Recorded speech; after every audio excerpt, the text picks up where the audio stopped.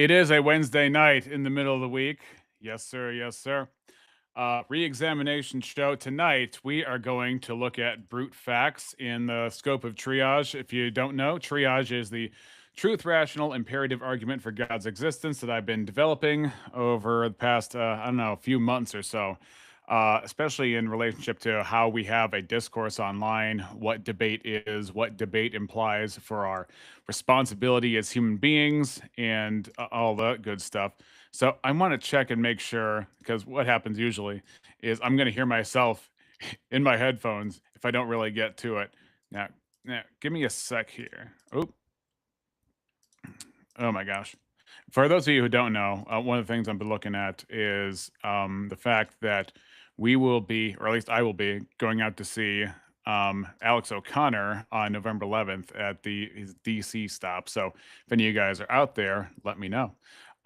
So let's get right to it for a sec. I want to get to the brute fact realism as far as if you guys don't know, brute facts are the idea that some obligations, some realities just obtain. And what that means is there are some ideas that just are, and that's all there is. There is no explanatory backdoor behind them. There's no basis for them beyond themselves. They just, as philosophers say, they obtain, meaning they just take up philosophical space irremovably and necessarily.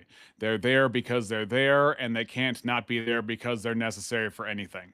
So, but I don't think that's authoritative. I don't think that there is any authority in just declaring brute facts to be there themselves. So they'll say that math is a brute fact. They'll say logic is a brute fact. They will say maybe even existence and morality is a brute fact. That's just the way things are. And because that's the way things are, people have to accept them. So let's get right into it then.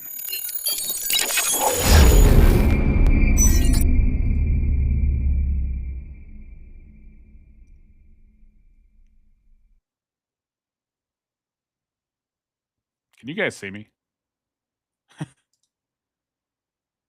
Oh my gosh. I'm having an error here. I wonder if this is showing up on YouTube because I can't see myself on my own stream.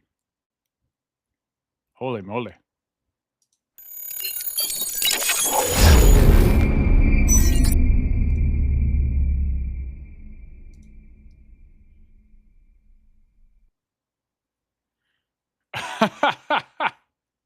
Okay. So for some reason, you know what? Let me see. It won't even let me share. Oh, wow. It won't let me share. Okay, there we go. Riverside is rife with errors, let me tell you. Yeah. Okay. So beginning with the slideshow, I'm going to go over to this slide here. Hold up. We have somebody in the chat. Hey, Rex. God bless you. Now, Peter, you say no. What are we saying no to? Can you hear me? I hope you can hear me. All right. I'm going to share my slideshow now. We're going to go through a couple of rounds of brute facts and what that entails. So, subject profile, impersonal normativity. Do we get rules from things that are not persons, things that are just abstract concepts out there in the world?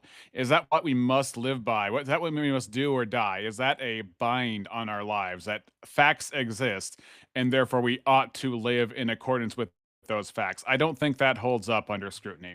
So, brute fact realism, we see here the philosophical position that moral and epistemic norms exist as fundamental, impersonal features of reality without a source and without an author. It claims that normative facts simply are. So, we have a test for some of these things, and I want to give a shout out to Steelborn. Just had a black square. Yeah, I think we got up past that for some reason. You know, I was able to unstick that. Now let's see if we can unstick these arguments for brute facts as a basis for anything. So objectively, dismantle the coherence of brute fact realism through 12 independent logical defeaters. Now this is a kind of put together by AI and some of my dictations to AI and back and forth analysis. Condition for survival, the theory must pass all 12 filters to remain viable. Status, now I got one that's coming up that's got 14 filters, but this one's a little more detailed than the next one. Status, initiation of formal logical triage. So we begin. Defeater number one, categorical mismatch. We have impersonal facts and we have our moral life. So when it comes to our morality, why does an impersonal fact get to dictate what we do? It doesn't seem to hold a lot of water make a lot of sense. We got this impersonal fact over here, and then we got this moral life over here. The moral life is reflexive, it stands in relationship to something, but the impersonal fact, like the existence of gravity, mathematics, abstract objects, causally inert primitives, things that just kind of rove around and are just there. I mean, it reminds you of Hume's guillotine. You cannot get an ought from an is. And yet, atheists seem to get oughts from ises all the time. In fact, everything is an is in atheism, as far as I can tell. Uh, B.S. Lewis says, I'm ready to be reconverted. B.S., this argument will not reconvert you. Only the gospel is going to reconvert you. And if you've rejected it, then there's there's nothing I can do, BS. And I'm not going to pretend that arguments are going to change your mind. I think that changing your mind is an act of the will and not an act of argumentation. I don't think argumentation is anything other than an expression of an already stated position. I think argumentation can be true and that we ought to believe what is true and we ought not believe what is false. In fact, that's the core of the argument here, which I don't think anybody is in disagreement with, even though they can't ground it, like Matt Dillahunty. But yeah, BS, yeah. B.S. Lewis says, I can make more money that way, Peter. Well, if there is, if there's no moral oughts, then just say that you've been converted, become a liar and a hypocrite, and make lots of money. But, in order to say that you maintain your integrity, that would mean that you would have to apply to an actual standard that you didn't invent beyond yourself. But we're getting ahead of ourselves here. You can be you can be raking it in like Rex. Yes, well, my Ko-fi is down in the pinned link in the chat, but I'm not exactly raking it in. Everybody would like to be, and I would, but in the meantime, I am content with how things are as far as how I am because I'm doing what I believe I was purposed to do, as opposed to, I mean, I don't know if I'm ever going to be picked up by anybody, but that's fine because being on your own, you can call your own shots. Anyway, back to the topic at hand. Concepts like guilt, accountability, and answerability have no purchase on something that is not personal. Authority over persons requires personal capacities. So just to say a thing is true does not mean that I owe allegiance to a true thing to act as if my life revolves around said thing. Yeah. Integrity, schmintegrity. Are you there is actually a philosophical paper that has to do with the schmiz as far as denoting something, but I have to go back to that. Fatal flaw: an impersonal fact lacks the ontological categories required for moral life. It cannot hold standing, issue address, or be wronged.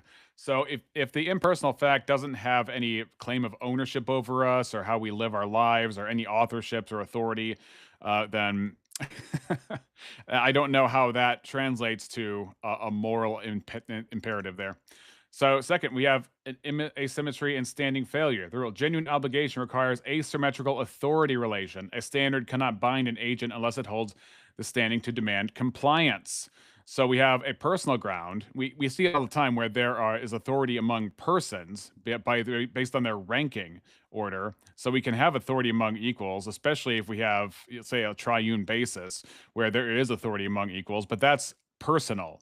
You have authority among persons on a basic level. But in an atheistic world where there is no triune God, there's no basis in reality for hierarchies or authority at all. There's just what is. But what is does not translate to what you ought to do or what you ought to think because there's no truth value to what is true so as to bind your mind to say this is true, therefore I ought to act as if it's true. Truth is just a preference at that point, and addressing truth and logic as it is would be just a preference. So see over here, we got a personal ground, rightful claim and authority over an agent, say like the government would have a legitimate authority over an individual, but a brute fact is just descriptive in its existence. And so like, how does that have any claim over me? It's just there. So we have the standing failure. Fatal flaw: brute facts can only describe reality, and even then, to say they're describing reality as to be reificatory. We describe reality based on our personal interactions with it and how we understand it, but the descriptions themselves still relate to something that's real that we didn't invent. Anyway, they cannot authorize a demand. They fail to occupy the required asymmetrical position of authority. So that's fundamental. Defeater number 3, identification regress. An impersonal fact cannot identify itself as authoritative. It requires a mind to select it recognize it, and apply it as a standard. Anyway, like a brute fact. If you've seen the thumbnail for this video, by the way, you say the just is league, things that just are, and we're supposed to admire them and stand in awe and be like, just because things are, we must have allegiance to them. And that's not how that works. So we got a contingent human mind over here. And the mind, by the way, is the only thing that can call a fact, whether it's brute or not. So, but the brute fact itself doesn't have the cognition or the faculties or the authority to declare itself brute. It's only our limited human minds that seem to feel the inclination to say there is nothing beyond that. This is a stopping point because I say so, because it's necessary, because I say so. And then but the brute fact itself does not prove its own bruteness. It's just stipulated by somebody else. So it requires human stipulation to establish as a brute fact. Fatal flaw, the brute fact is not independent. It relies entirely on a contingent human mind to establish it as a standard, destroying its brute status. Because, as Steelborn would say, do you have a method to identify a brute fact? If they say yes, then the justification shows it's not brute because brute facts do not have justifications. But if they say no, then it's just an assert. It's begging the question. It's like, the brute fact is a brute fact because it's a brute fact. It's a brute fact. Next, defeater number 4: mechanisms requirement unmet. The rule: impersonal entities possess no mechanism to perform the personal functions that moral realists claim they perform. I mean, it kind of goes back to the is ought gap here. Mechanism for recognition. So a brute fact cannot recognize when it's been violated, right? Brute fact cannot say, "Hey, I made a law for how you ought to interact with people, how you ought to treat people, how you ought to think, how you ought to live, how you ought to serve, all those sorts of things." It just is, and to say that it just is doesn't tell me its relationship with me and how I live, especially if it's impersonal and cannot tell when a wrong has occurred, or even if it stipulates that there are categories of right and wrong relationships, which I wouldn't even know how would conceptualize the ability to do that. But even if it did, it doesn't have the capacity to tell you which individuals did right or did wrong or had the status of guilt or the status of innocence or the status of righteousness at all in the first place. Fatal flaw: brute fact realism names the functions of personhood, recognition, maintenance, and address, but provides zero mechanism for how impersonal objects perform them. So that's kind of like reification, attributing personal qualities to an impersonal thing unjustifiably. Defeater number 5: forgiveness, justice, collapse. And now I covered this a bit in my introduction video yesterday. And this has to do with the fact that justice exists and forgiveness also exists. So, why do we live in a world where both of them exist and neither of them cancel each other out?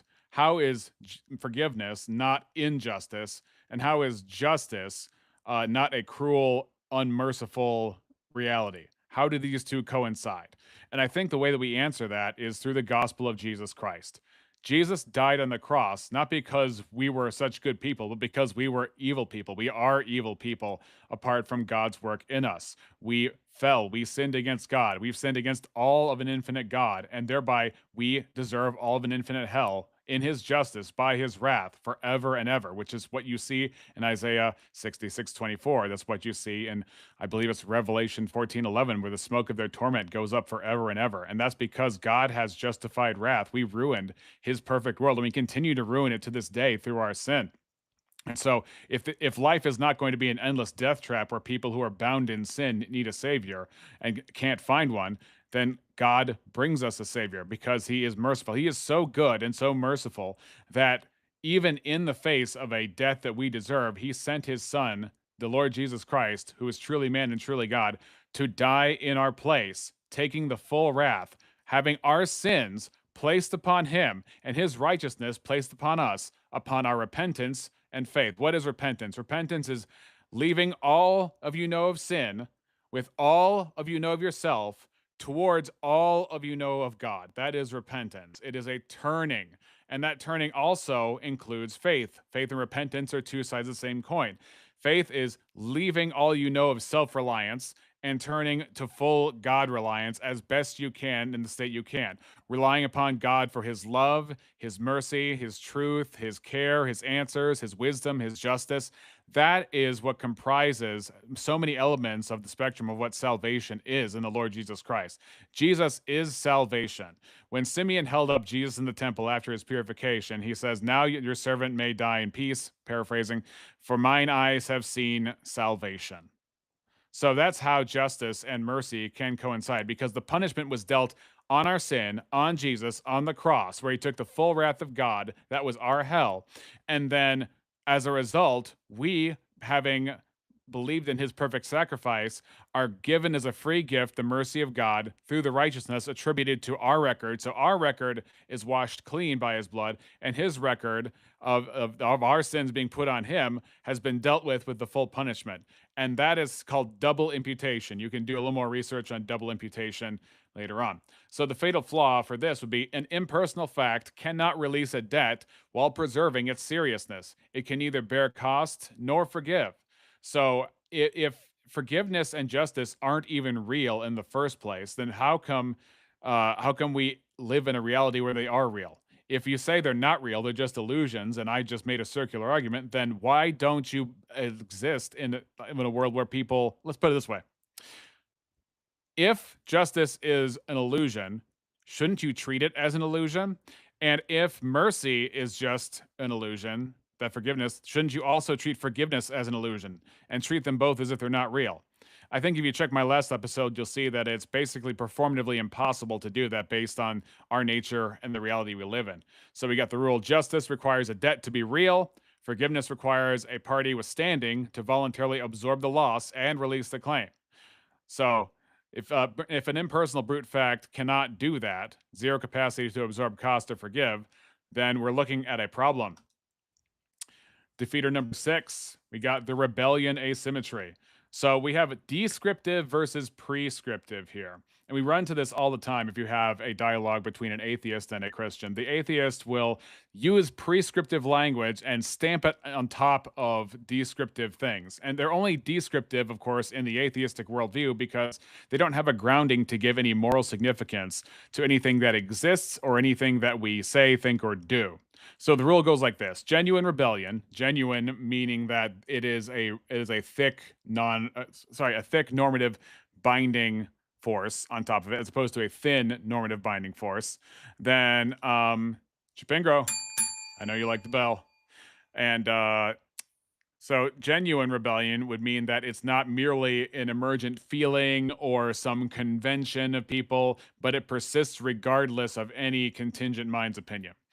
A knowing violation, while remaining subject to a norm, is unintelligible without a personal ground that can be wronged.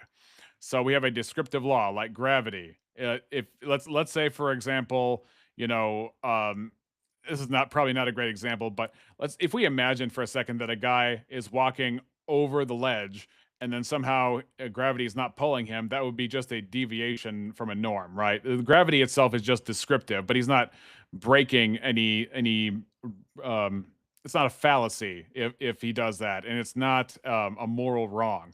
I'm going along with the illustration, but it's not a very good illustration. I would say this. Let's say that there is a personal norm that you can't wear a certain shirt with a certain pair of pants. That would just be taste based. It wouldn't be a fallacy to do that, and neither would it be a moral wrong because there is no moral category for what kind of shirt you wear with what kind of pants per se. The only morality would be like propriety, as for like temptation or something like you're wearing fishnets or something at your somebody's quinceañera. But a prescriptive law, how does that offend a brute fact? The brute fact did not create us, doesn't have relationship with us, doesn't have ownership of us, doesn't have awareness of us, doesn't set rules. It's just a thing. So it cannot be wrong.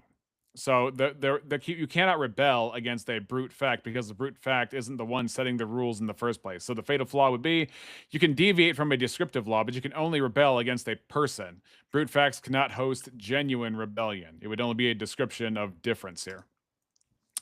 Defeater number 7, lack of aseity, pure stipulation. Okay, so God has something called aseity, where he is self justifying, self sustaining, self existing, self attesting, self affirming. He has the mind and personhood to do that, but brute facts cannot do that. Brute facts aren't there to defend themselves, define themselves, describe themselves, ascribe themselves, sustain themselves. These are just posits of a status of a thing that exists, and we are told to believe that it exists because it exists necessarily, but we're not told that its relationship to us is um, obligatory in terms of how we ought to live. That's just assumed but never called out. So the rule is a true foundation must explain its own existence, aseity. But there's no proof that the brute fact actually sustains its own existence. It doesn't seem to have that nature to do so. In fact, it seems to rely upon contingent minds to attest about it and tell us about it, but that, and then recommend us to us believing it's brute fact, but it doesn't do that for itself. Brute facts terminate the regress only by human assertion, not by logical necessity. So you got this floating foundation. We have this normative authority of you ought to believe true things, and then the brute fact is just kind of there. But what's in the gap here? But it's a stipulated stopping point. But it's not clear that you necessarily have to stop there. So the fatal flaw is the theory does not explain its binding force. It merely asserts it. It's an arbitrary posit masquerading as an explanation. Defeater number 8. So we call this the Megazord problem. And I'm going to real quick. I'm going to pause here because I want to throw in something that Tavo Sanabri had worked on. Now, Tavo Sanabri is an extremely smart researcher. Chipingro's in the chat. Chipingro knows Tavo, and I want to uh, give his version of a Megazord argument, but using historical facts. Um, there is a particular YouTube channel called Torn. Let's see if I can bring that up real quick. Oh gosh. Dang, man. Well, I had it. Oh man, this is embarrassing. Anyway, I think I put that up in the Discord. So I'll bring it up from the Discord. But basically, the idea is in the brute fact world, I said, and I gave it to different versions of AI. I said, let's just grant everything. Now, what if you took all the brute facts in the world that you could possibly put together, and then you could say, all right, oh gosh, that's annoying. I thought I could find it, and you could say that uh okay, morality is a brute fact and aseity is a brute fact and everything, authority and morality, epistemics, all of that's just a brute fact. Okay, you can say that, but exactly what makes that true? Okay, well, let's say you could put all the brute facts you wanted on one side and God on the other side. Now, if that were true, who would win in that competition? What would the evidence be by which you could check such comparisons? And it seems to me that the only thing that could do that would be God, because God would have a aseity, but these brute facts are impersonal and mindless and cannot have any authority in and of themselves, even if you stitch them together. So if you multiply disconnected primitives, bindingness, purpose, guilt, all of these things, and just call them brute facts that necessarily are, what unifies them, and then what makes them have a relationship with us necessarily? To imitate the unified person destroys explanatory unity and multiplies ungrounded assumptions. Now, atheists will often appeal to something called parsimony. Parsimony is basically this principle in logic of don't multiply aspects of your explanation unnecessarily. So the less unnecessary explanations you need to stitch together your theory, the better the theory is a typical principle in logic. So, in order to do this Megazord that would imitate every single aspect and attribute of God, you would have to just say that they all obtain and they're all there and they're all just brute facts working together. But they seem to have no necessary grounding and no relationship with each other. And the more you put them together, the more and more it just seems like a person, the more and more it just seems like a person. So the fatal flaw would be a single personal ground explains all normative phenomena from one source. Brute fact realism arbitrarily stitches them together like a mechanical monster. You got standing, guilt, purpose, answerability. all this stuff. It's a fragmentary explanation, which is very flimsy, requires external explanation for internal unity. It's not like the brute facts themselves came together and said, hey, we formed a committee, we made a survey, we want to tell you about our brute factness and how we made the union this megazord of brute facts. Um, Defeater number 9, value mapping double bind. This has to do with, you can recognize the Ouroboros here. So we got viciously circular arbitrariness here. The skeptic appeals to reason as an authority, but reason's authority is a causally inert brute fact. So if reason itself does not have the capacity to recommend itself, and it's contingent upon the rational agent in order to recommend it, then it does not have its own authority by which we ought to subscribe to it. It is just stipulated by people as such, but that is viciously circular. Any defense of brute fact views uses the very normative standards, reason, logic, and priority, whose authority the view claims are just causally inert primitives. So basically, the let's read that a little bit slower because I said it pretty fast. Robin Webster, welcome to Wednesday night at the Reexamination Show. How you doing? So, any defense of brute fact views uses logic, right? So, if they want to say that my opinion is reasonable, logic is reasonable, um, you know, uh, any kind of morality is reasonable, and all these kind of things, they have to use reason itself in order to arrive at the brute fact. But if they use reason to arrive at the brute fact, and the brute fact is reason itself, then we're just reasoning in a circle. Fatal flaw is the defense presupposes what it denies. The skeptic cannot claim their theory is rational superior without borrowing the personal normative framework they are trying to dismantle. Reason can't have authority in of itself because reason is not a person. Reason is not the same thing. Then finer than frog hair. Oh, I don't, I don't know. I don't know if you're talking about the argument or if you're saying I'm fine, which is a nice compliment. Thank you, Robin.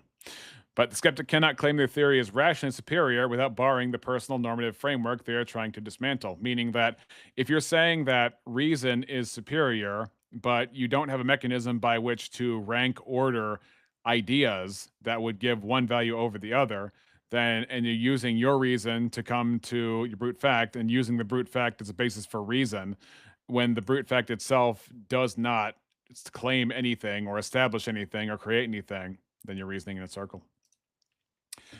Defeater number 10, teleology of cognitive failure. The rule: distinguishing a proper cognitive state from a defective one requires a design plan. Brute facts contain no internal representation of their own violation. So if I say somebody is crazy, or somebody is delusional, or somebody is off their rocker or brain damaged or something like that, I am saying, or somebody is mentally unwell or unstable, I am actually inferring that there is a standard by which they ought to be. There is something wrong with them. There is something off from them. Not that they are atypical, because if I say somebody has red hair and most people don't have red hair, then I'm not saying something is wrong with them. I'm just saying they are deviating from a norm, which is two different things. But if you just say that somebody, for example, not everybody is as good as Guthrie Govan or Steve Howe at guitar, but that doesn't mean that Guthrie Govan and Steve Howe are broken. So just because they deviate from a norm does not mean that there is something wrong or right with anything anywhere at all. Robin says, you asked me how I was doing. Yes, I did. But I've never heard finer than frog hair before, and I wondered if you meant that I was splitting hairs somewhere. Macintosh Pro says, through Jesus Christ's death and resurrection, God grants forgiveness and eternal life to all who believe. So turn from sin, surrender your life to Him, and let His grace reign. Amen. Brute facts are static. They cannot recognize their own violation. The normative distinction between sanity and delusion requires intentional teleology. So a brute fact cannot tell you that you're broken. A brute fact cannot distinguish fixed from broken. A brute fact does not establish what is fixed, what is functional, and what is broken. So how in the world are we supposed to believe that there is such a category if it doesn't come from a foundational concept? Defeater number 11. The question and answer normativity. Questions are personal teleological acts directed at reality. The normative relation between question and answer cannot be grounded by objects that neither ask nor answer. When we ask a question, That assumes that sometimes we can get an answer to that question, but it also assumes that questions are intelligible. It assumes that there is a cohesive, coherent reality out there by which our question makes sense and by which an answer would supply the satisfaction to said question. But then the question comes, is our questions ever rational? Because if we're asking questions and we're not asking them just as far as an opinion, and even if we do ask somebody's opinion, we're asking for somebody's opinion of the outside world that they did not create. The only time we're asking somebody's opinion just for their opinion's sake is to ask what their opinion is just for their opinion's sake in and of, if they're asking about them as a person themselves. But if I say to a person what is the best kind of car or what kind of software is the best for accounting or things like that, then I'm asking them what is their criteria in the external world that is objectively useful or at least has proven to be reliable based on real tests. Then I'm saying that there is a constancy about the universe. I'm saying there is value to my question. I'm saying that my question it corresponds to reality in some way, and the things I'm wondering about may have an answer out there by which to fill in these things. But the brute fact doesn't answer questions, and so if people answer questions and brute facts don't answer questions, then how can people cite brute facts as an answer for their questions if the brute fact did not give them their mind? If the brute fact did not constitute who they are as a person? If the brute fact did not constitute what the universe looks like, feels like, and what the experiences of each individual is going to be? Fatal flaw, even the question, is brute fact realism true, as a norm governed personal act directed at truth? Brute facts cannot perform or underwrite such acts. Robin says, so does this prevent us from accessing illness of all types or just mental health issues? Well, any form of illness is a claim of design. Any form of illness is not talking about a deviation from a norm, but a deviation from an ought, a deviation from an ideal, if to be a little bit more precise. Ideally, people should be healthy. Ideally, people should not have gingivitis and heart disease and cancer and all these kinds of things. It's not saying, oh, you have cancer. That's different. No, oh, you have cancer, that's bad. Oh, you have some kind of brain damage, that's bad. It's not, oh, most people don't have freckles and most people don't have cancer. No, that's not how that works. Cancer is bad.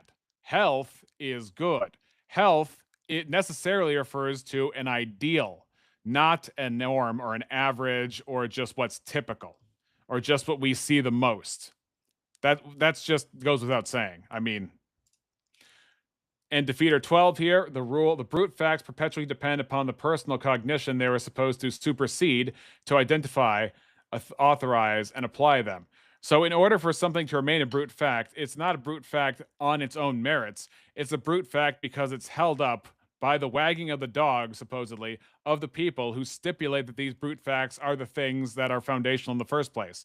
So, we got the contingent human cognition down here. We got this guy telling us brute facts are a thing, and then he stipulates that we ought to believe that which is true, which he has not established from the brute fact itself. And then we have independent brute normative facts up here. So this is the thing he's claiming is ruling and reigning in the realm of reality. But really, what's doing the work is his claim itself, not the actual demonstration of the brute fact, because the brute fact is the very thing he's saying does not need to be demonstrated. He is giving an exception to a thing that does not create, does not think, doesn't design, has no intent, has no direction, has no goals, and says that that is the thing that binds him to think that it exists. Circle that square for me. Fatal flaw. Brute facts never achieve genuine independence from the personal. They require human minds to act as their creators and enforcers. Robin says, but aren't we assuming a correct function of any organ to treat it as diseased? Yes, exactly. Any organ can be unhealthy. Healthy is a design claim. Design according to an ideal. You are tracking with me, Robin. That's exactly right. So is there a last slide here? Yeah. So here's one of the breakdowns here, the explanatory ledger. So truest authority Under impersonal brute facts, unexplained, prescriptive force, stipulated, obligation and standing, primitive, answerability and guilt, impossible because, excuse me, answerability is reflexive to an event of wrongdoing or error. Guilt is reflexive to somebody who broke a moral law. So it's impossible to make that a brute fact because it would have a necessary precondition, therefore an explanation, therefore not being brute. Justice and forgiveness is fragmentary at best. It would have to be some kind of pure social moray. It wouldn't be anything real. It would just be like how people do things rather than anything that makes sense. So either you have to bite the bullet and say they're not real, but then you have to act like they're not real, which nobody's going to do, or you have to bite the bullet and say they're real, in which case that is best explained by a personal reality that is grounded in God rather than a fragmentary multiplicity of unexplained brute facts that don't rightly stitch together. Rebellion, absent. You cannot rebel against rules that don't exist. Identity stability, arbitrary. You can't even use the law of identity to say what anything is because you're not necessitated to believe that which is true. And if you're not necessitated to believe that which is true, you can't even tell me that X equals X for certain because that would require some kind of normative binding force to the law of identity to tell me I ought to live along the lines of the law of identity. Now, you might say, well, that's practically impossible. That's part of the normative binding force that exists. But the description of what is possible or impossible is separate from my obligation to admit that it is possible or impossible. Those are two different things. Identity stability, arbitrary. Purpose teleology, absent completely. I think that goes without saying. There's no purpose in a world that did not purpose you to exist. Victim, absent, debt, unexplained. So Tavo Sanabri brought this up. Like, if there is somebody who is been victimized, but they cannot be repaid, that guilt still lingers. Like, if somebody is offed, if somebody gets snuffed out, they cannot be repaid, but the actual wrongdoing still lingers, even though the claimant is gone. So, but that's not true with a transcendent personal ground. It should be God. Truth authority is explained. We have hierarchy and personhood, such as to have standing to do that. Prescriptive force is unified because now we have God's mind, which designs purposes and makes things as they are. And his mind, being the basis of reality, is its own justification. And with aseity, serves as its own justification by necessity. Obligation and standing is derived from God. Answerability and guilt is derived from God, giving us free will choices, not libertarian free will choices, but free will within the scope of our nature, whether we have been redeemed or if we are fallen. Transcendent personal ground, we have achieved justice and forgiveness through the Lord Jesus Christ. Rebellion is explained because we can and have broken God's laws. Identity and stability is explained because God makes things as they are. You can see that in creation, where not only does he make things, he gives them names and has called them good. And then we sinned and brought the curse. Purpose and teleology is explained by God. He gives things purpose and he gives us purpose. And so we have value as part of that, being made in God's image. Victim, absent, debt. We remember in Genesis, I believe it was chapter 4, where, and let me bring it up so I don't misquote it, but we're talking about Cain and Abel specifically. And I bring this up in terms of like people who talk about force doctrine, because in force doctrine, if you're not there to enforce anything, then where's your right, they would say. But here's the problem. If we go to Genesis 4, then if you look at Genesis 4:9, then the Lord said to Cain after he offed Abel, "Where is Abel your brother?" He said, "I do not know. Am I my brother's keeper?" Verse 10, and the Lord said, "What have you done? The voice of your blood the voice of your brother's blood is crying to me from the ground." Right? So even though Abel was gone, the fault was still on Cain. The blood was still on Cain's hands. Now, Robin Webster would say, I would use function rather than design. I mean, I know you would, but you're forced to do that because that's the same reason why when Jim Bob asked Milt Dillahunty if his brain had a purpose, Matt Dillahunty had to say no, which is absurd. I think you know why that's absurd intuitively. But otherwise, if you say function rather than design, all you've told me is that your brain does not have a necessary relationship with reality. Your brain just fires off and gives you ideas, which is why B.S. Lewis had a hard time saying that math wasn't pareidolia in the first place. So let's see. Do I have a final slide here? Anyway, the point is the impersonal model fragments moral reality into unexplained primitives. Only a personal ontology successfully unifies the architecture of moral life. So let's see this in practice, because I actually did have an exchange with a guy recently concerning brute facts, and this was on Speakeasy's channel. So let's just see how it went. I was trying to talk about all those aspects we used before.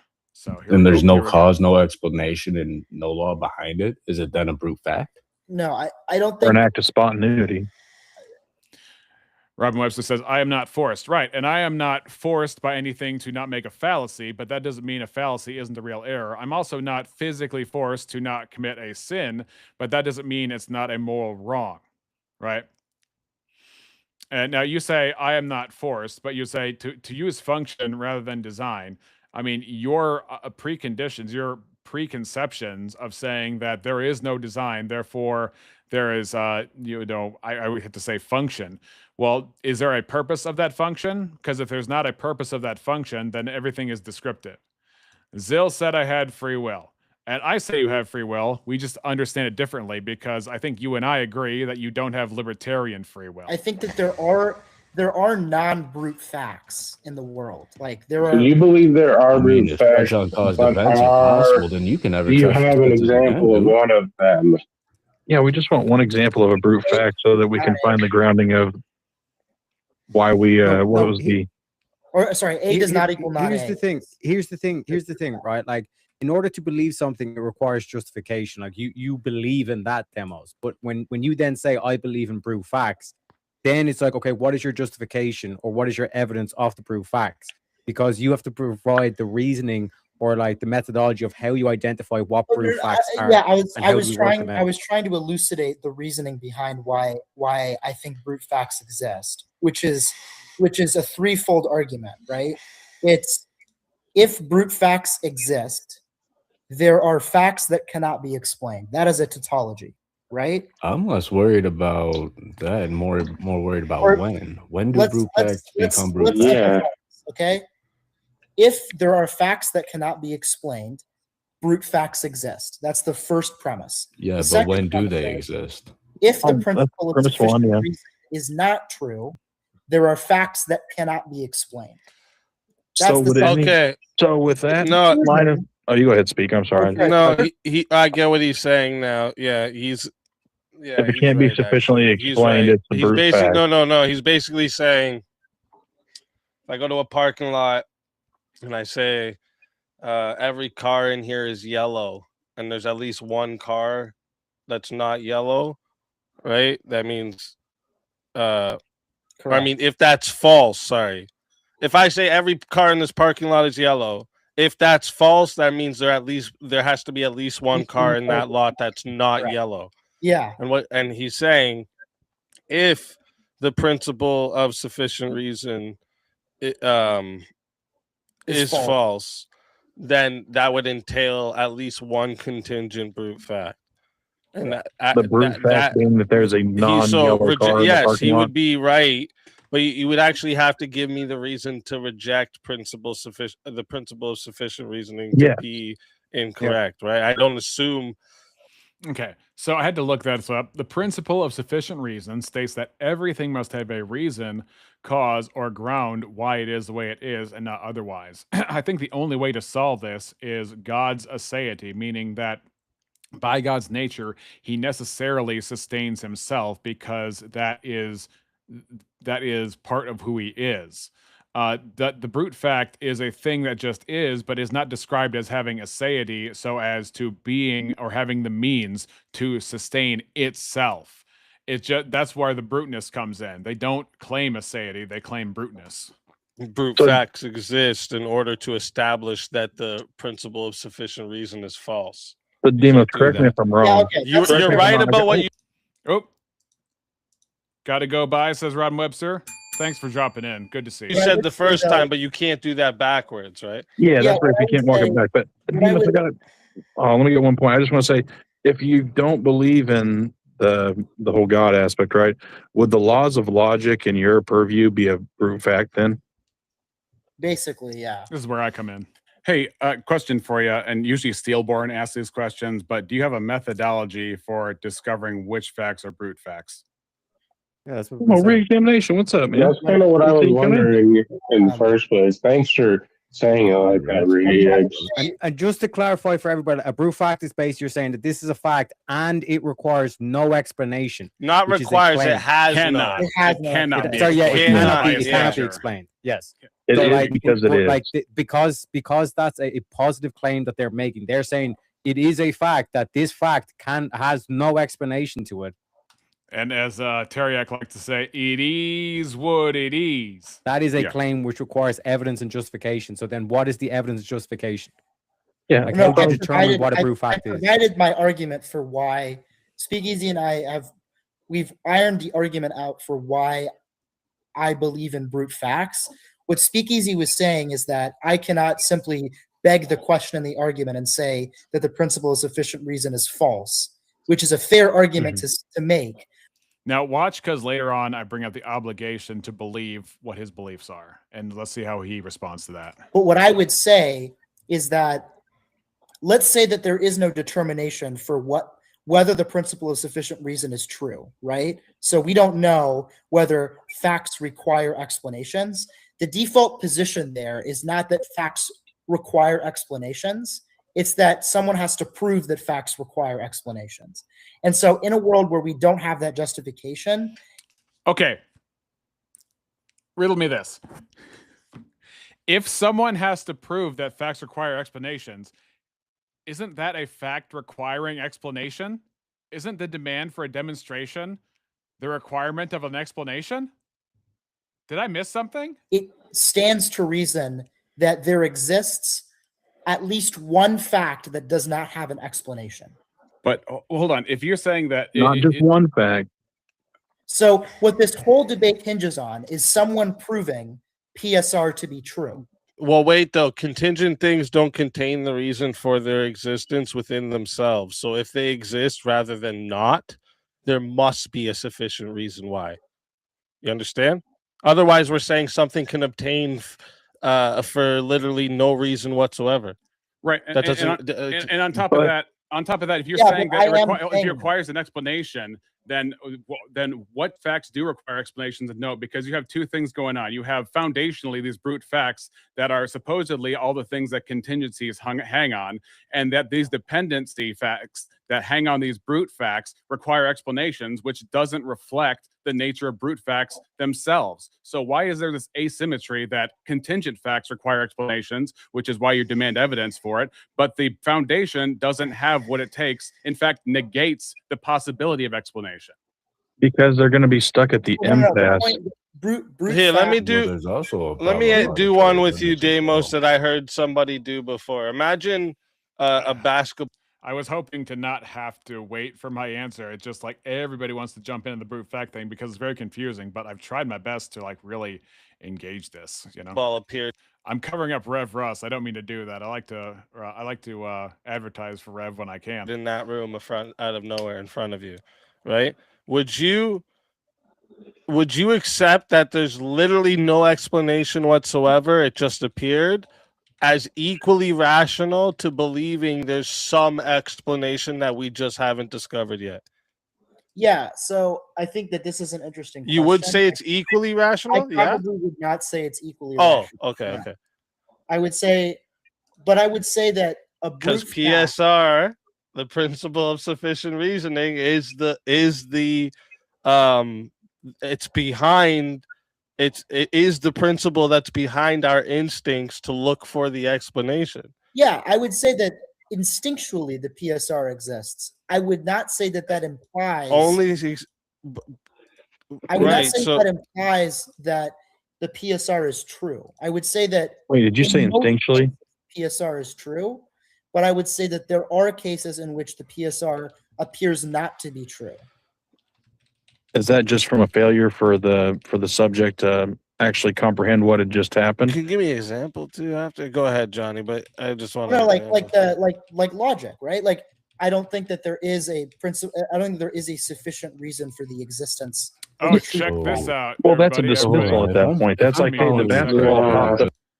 We have Think Debates. I believe this is Joel Sedicase himself dropping in, just popping in to say principle sufficient reason is a Christian concept. Thank you so much, Think Debates. Yeah, good to see you. How have you been? Are you debating tonight later on? That's my question. Definitely, if you haven't had a chance, go back and check it. I'm going to bring out another slideshow later, but this is a demonstration of how I deal with brute facts as an idea. Typically, I'm working on more stuff in the background, but this was my initial work with brute facts. I don't really. And it's like, whoa, that came. Where the hell did that come from? But then the fact that you don't really want to contest, or not, I shouldn't say don't want to contest. The fact that everybody go check out Think Debates. Go like his videos, subscribe to his channel. He has interesting guests on. He has call-in show, things like that. Says been great, not debating tonight. probably taking a check. By the way, did you get a chance to check out any of my triage argument, either from the email or any of my past videos?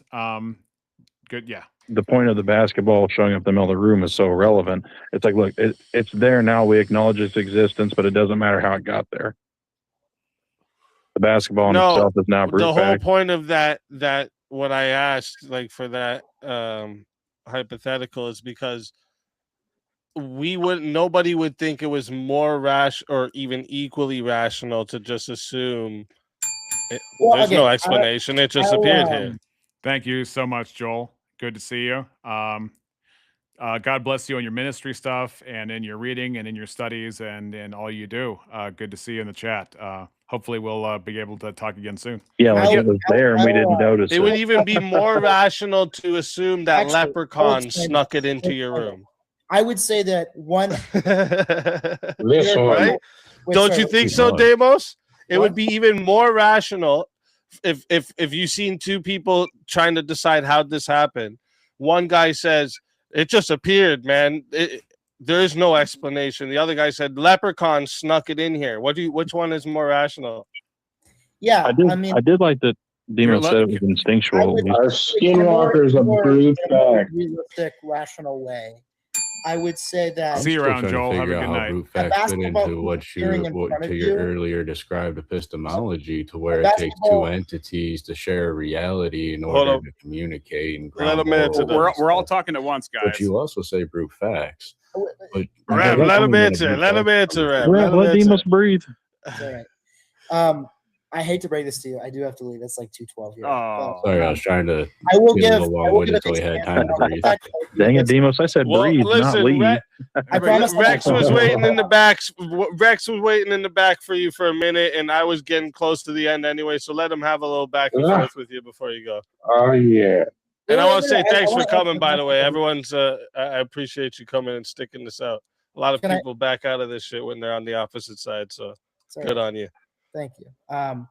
No, I was going to answer the basketball hoop question because what a brute fact that I think exists is the principle of the conservation of energy, and I think that it's impossible for a basketball hoop to spontaneously appear without any explanation, because that would imply a violation of the conservation of energy, and so it would require an explanation.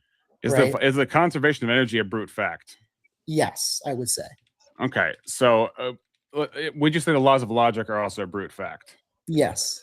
Would the violation of the laws of logic also be a brute fact? Because if you violate the laws of logic by a fallacy, that's a genuine error. The violation of the laws of logic being false would not be a brute fact. Okay, so if I make a fallacy, the fallacy itself is not confirmed by a brute fact. Okay, the fallacy, as in this statement is fallacious, implies that this statement is false, which implies that the laws of logic are true. The laws of logic are true is the brute fact. The two above are the contingent facts, which lead to the brute fact. Okay, so but the brute fact is not the one recognizing that I've made an error. It's me recognizing that I made an error, right? In relation to the brute fact, yeah. But the brute fact cannot confirm its own existence, right? What does that mean? The brute fact does not have cognition to recognize itself. It depends upon us as contingent beings to recognize the brute fact, right? No, the brute fact is because it is. No, Yes, I'm saying the brute sounds like. fact doesn't have any self-attestation. I mean, I believe in an objective reality, so I would say the brute fact do have. No, but The brute fact the brute fact is doesn't just a brute negation. fact Hold on, the brute fact is just a is- negation of explanation, right? Sure. Yes. Right. So if the foundation, here's the weird part. If the foundation of the universe is just a negation of explanation, then the foundation of things is not an affirming of something to give a grounding for something. It's just a negation of something, which is anti-factual in the first place. Because, all right, let me try and slow down what I was trying to say here because it could be easily mistaken for something. So what I'm trying to get at here is that we live in a world of things that are. We live in a world of an affirmative identity, like this mouse exists. This bell over here. There we go. That bell exists. It's an affirmative statement to say that it exists. Yes, it's a real bell. It's not a sound effect per se. But it would be strange and kind of a mismatch if the master of reality, the thing that creates or sustains or makes all things make sense, work together, is in and of itself, by its nature, a negation of explanation. Shouldn't it be the ultimate explanation? Shouldn't it be the ultimate affirmative by which all other things find their affirmation, rather than a negative by which all things find their opposite?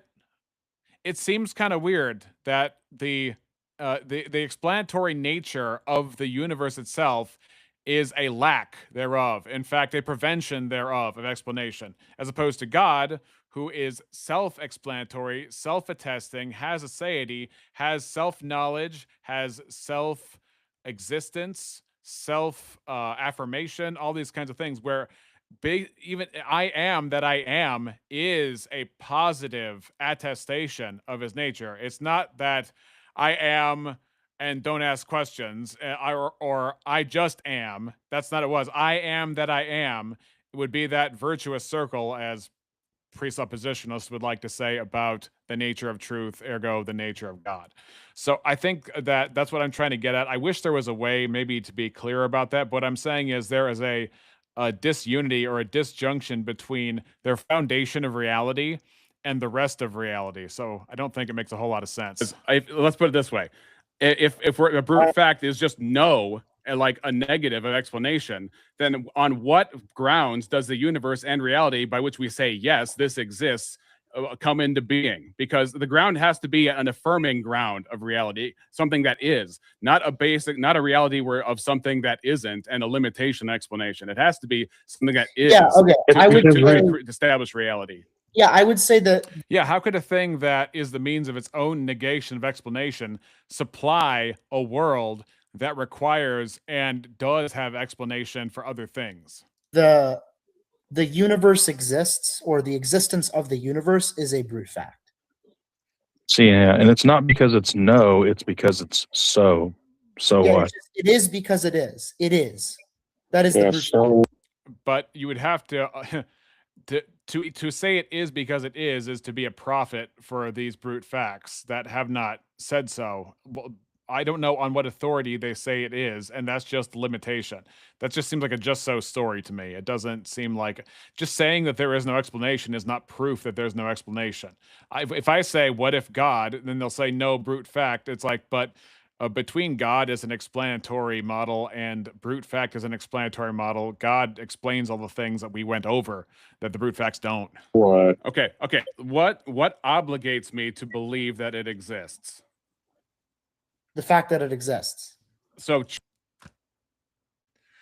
okay. So if God is real, would they agree with that? If I said, well, no, God needs an explanation. Why does God need an explanation, but your brute fact doesn't need an explanation? Why is it that God seems to check all the boxes, your brute fact idea checks none of the boxes, and yet mine needs an explanation and then yours doesn't? That's the weird part. Yeah, Truth is exactly. prescriptive. So truth is prescriptive to our thoughts. I would say so, yeah. Okay, so how can truth be prescriptive to our thoughts if there's no personal aspect to the basis of reality? For anyone. If there's no personal aspect to yes, the basic. because the laws of logic aren't persons that have responsibility in standing over me, right? No, but they are because they are. But that's separate than me being obligated to believe that they are. You don't You're not have to though. obligated to So believe what that if you they do? are. So what if you do? You have But to that believe that they are. You then do not believe that, that they are. then No, how I do you don't believe then, that. okay It's then how do you, impossible for you people would not leave me in the room. Like everybody with a bad mic was jumping in. to not believe that they are. Right, but that would Okay. instantiate the fallacy, which means that not all thoughts are created equal. Some thoughts are actually correct and in line with reality and get an affirmation, but some thoughts are treated as error, as if I ought not think an error. I ought not Okay, believe but fallacies. But that's through PSA. I got a brute fact Thoughts are for not- you. Brute facts are not real. Okay, thanks, Neck. Hold up. No, brute Let- facts are not let Let explainable. Damos No, and Rex Daniel, have this little I exchange know. before we wrap up, boys. No, that's a sorry, I'm self-refuting mute. argument, Daniel. But yeah, go ahead. What Rex. did you just say? It's self-refuting. I mean, I thought he was just yeah, joking. I know. But go ahead, No, I Demos. called him a neckbeard. I was being a dick, but sorry. What I was saying is that thoughts are not the same thing as propositions, right? Do you acknowledge that? Let's see. Thoughts are not the same thing as propositions. Let me throw that in something because it's weird because if a thought would be like blah, blah, blah, blah, I guess that's not a proposition. But I think a lot of thoughts are propositions. Let's see what AI tells me. It might be elucidating. Thoughts are private mental events that happen inside a person's head, while propositions are abstract, shareable meanings that can be true or false. Okay, so I guess if you say like, I like this drink, I guess that's not necessarily a proposition, but it is a truth claim to a state of affairs of you objectively enjoying a drink you're having. So I would have to slice the salami a little bit thinner to understand what he means by truth not being propositions. You'd have to have a proposition with thought. No, but like I'm not sure. I'm not sure. So elucidate that for me. Like a thought, if I think the sentence, the dog, or like A is not equal to A. If I think that thought, if I picture that in my head, yeah, that is not the same thing as a proposition or like a fact, right? But you just made it. I mean, it's kind of weird because in order, Springer says propositions are a kind of thought. Yeah. So I mean, if I thought, you know, the number 2 or something like that, I guess you would say that that's not a proposition. Maybe it's dependent upon propositions. Or if I thought the color red, I guess you could say that's not a proposition, but it would still be dependent upon the proposition that I am currently thinking of the color red. I don't know. It just, I don't know how this is useful. To even say that, there would have to be an illustration of something in reference to something that's real in the first place. So to even instantiate that example, it would have to be intelligible, which it was. So I'm trying to figure out how that's not a proposition. It's like the proposition A is not equal to A is not a fact. I agree that it is not a fact, but it is still intelligible as a concept, even if it's not a fact. Even if people don't say A is not equal to A in that particular way, there are many ways that people throughout time will say A is not equal to A without using that direct a fallacy. They would say something along the lines of such and such people group aren't actually people, and they will use that as an arbitrary line. Now they will in reality be saying A is not A, but they will in their mind be defining one A on one side of the ledger and then the other A on the other side of the ledger as two different things, even though they're objectively wrong. Yeah, it's intelligible. I guess you could say it's intelligible as a concept, but it's not intelligible as a concept, which is a fact. It's intelligible as a concept, which is like a proposition, which is either true or false. Sure, but I could think of something that hasn't been invented yet, but that doesn't mean I'm committing a fallacy just because the thing that hasn't been invented yet isn't real. I didn't say you can think of things that aren't real and it not violate brute facts or laws of logic. Right. And that's what I'm saying is what brings in the category of fallacy if all thoughts are just thoughts? If there's no rules, and Like, there's okay, no I'll give you a for good example, example. I'll give you a good example. Do brute facts make an evaluative claim on how us as rational and moral agents live and think? No, they don't. They don't provide an evaluative, but they provide a operational boundary on how we can think. Okay, the operational boundary, I could agree to that, but that would only be descriptive of what is and what isn't, but it doesn't say anything about ought and ought not, which is my point. But we live in a world of ought and ought not, and he already agreed that he believes that reality is prescriptive to our thoughts. So, seeing as he already agreed that, he's chained to that proposition while also saying that the brute facts do not provide the means by which for us to be either in error, not just deviating from a norm, or guilty, not just deviating from social mores and cues. So, like, for example, if I were to think of a perpetual motion machine, if I were to think of that concept in my mind, right, that is not in and of itself a fact which has evaluative tendency to it, right? I can still think of a perpetual motion machine. It does not change the fact that a perpetual motion machine is impossible. I get that, but what I'm asking is, what if there is no obligation to believe in a brute fact? That means there's no normativity, and if there's no normativity, there's no explanation anyway for anything at all, because normativity is what makes premises lead to conclusions. You cannot act in way. You cannot act as if brute facts are impossible or not true. What? What if I act as if God exists and that God is not a brute fact? Wouldn't that disprove what he's saying? Because if I affirm God is the basis and God is self-attesting through aseity, then therefore I can act as if brute facts aren't true. Brings that, okay, why not? Where did that rule come from? Is that also a brute fact? No, it's just it is. You can't. Yeah, and obviously, dude, obviously reacts. That is the brute fact. The fact. Darth Thorana says you can't think of one because they are illogical. Are you saying that? Are you saying that brute facts are illogical? I'm sorry. I might not have a track between what I said and what you're responding to. Okay, you can't make it not a brute fact. You can't. Yeah, it's tautological, right? Like you can't act in ways that violate the principle of non-contradiction. You cannot do that. It is impossible. Well, I agree. So not everything can be a brute fact. Oh my gosh. Well, it's not evaluative. It's operational. You cannot. I agree. I agree that in the physical world that's true, but you can make fallacies. Yeah, but that means that there are epistemic errors that would deviate from a standard. That isn't.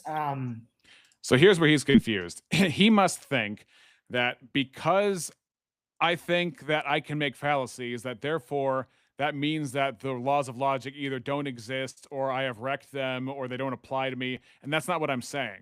What I'm saying is, why do we call it an error instead of just a difference in thought if there was no intent for how we ought to think? Darth Thorana says, oh, whoop. You being able to conceptualize a contradiction does not mean you can actually think of it. It's like saying you could think of a square circle. Okay, he already brought up the perpetual motion machine part, which is not applicable in the real world. But here's the thing.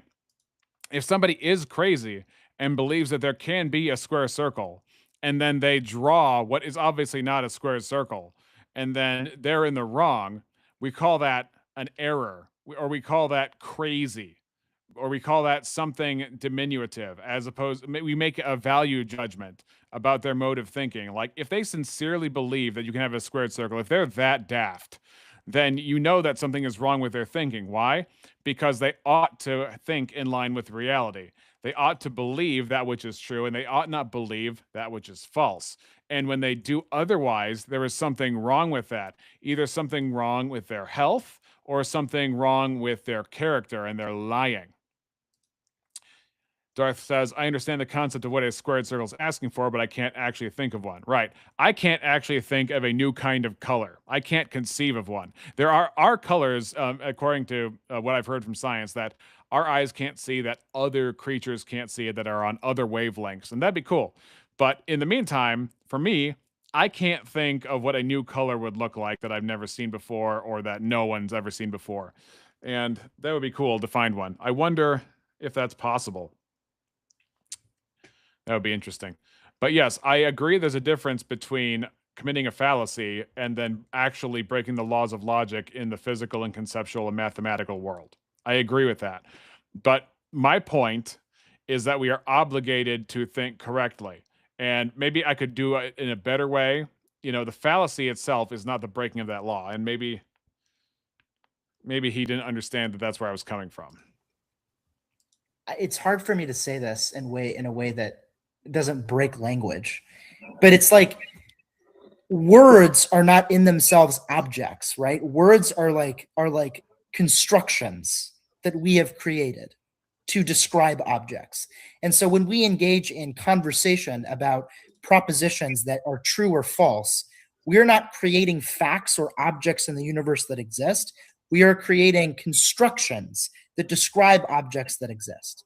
Okay. Do you understand what I'm trying to say? Yes. So it sounds like you're saying that these constructs, we make these constructs to communicate about things that are real around us, but the constructs themselves are only utility to our understanding and communicating with each other, right? Exactly. So right. I get that. I've heard that before. I can construct the sentence, "This ball is not this ball," right? Right. That is a construct describing a thing. That thing cannot exist. Yeah. So, but that's different than why I'm obligated to believe those sorts of things. There are people that make fallacies and think in circles all the time, but that would make, we categorize that as an error, not just a deviation from a norm. So we would have to have purpose in order to say what is an error and then what is not an error. Why do we address a fallacy as an error? Because that reasoning or that proposition that the person is saying is not in accordance with reality. Because that presumes that we ought to think that which is true and we ought not believe that which is false. That would mean that truth is not a matter of preference, and reality and the obligation to believe reality is not a matter of preference. Now, apply that outside the laws of logic. Apply that to God. Apply that to God and be like, should we believe the truth about who God is? Because if we do, that would be foundational to whether or not how we live our lives is determined, right? But if God doesn't exist, then you could posit more brute facts. But if God does exist, then or any other form, that would be consequential to how you see everything else, which is what we see here. Is like you can't. He says, well, you can't not believe in brute facts. Springo says, check your Discord DMs. I sent you a squared circle. Let me guess. Is it a boxing ring?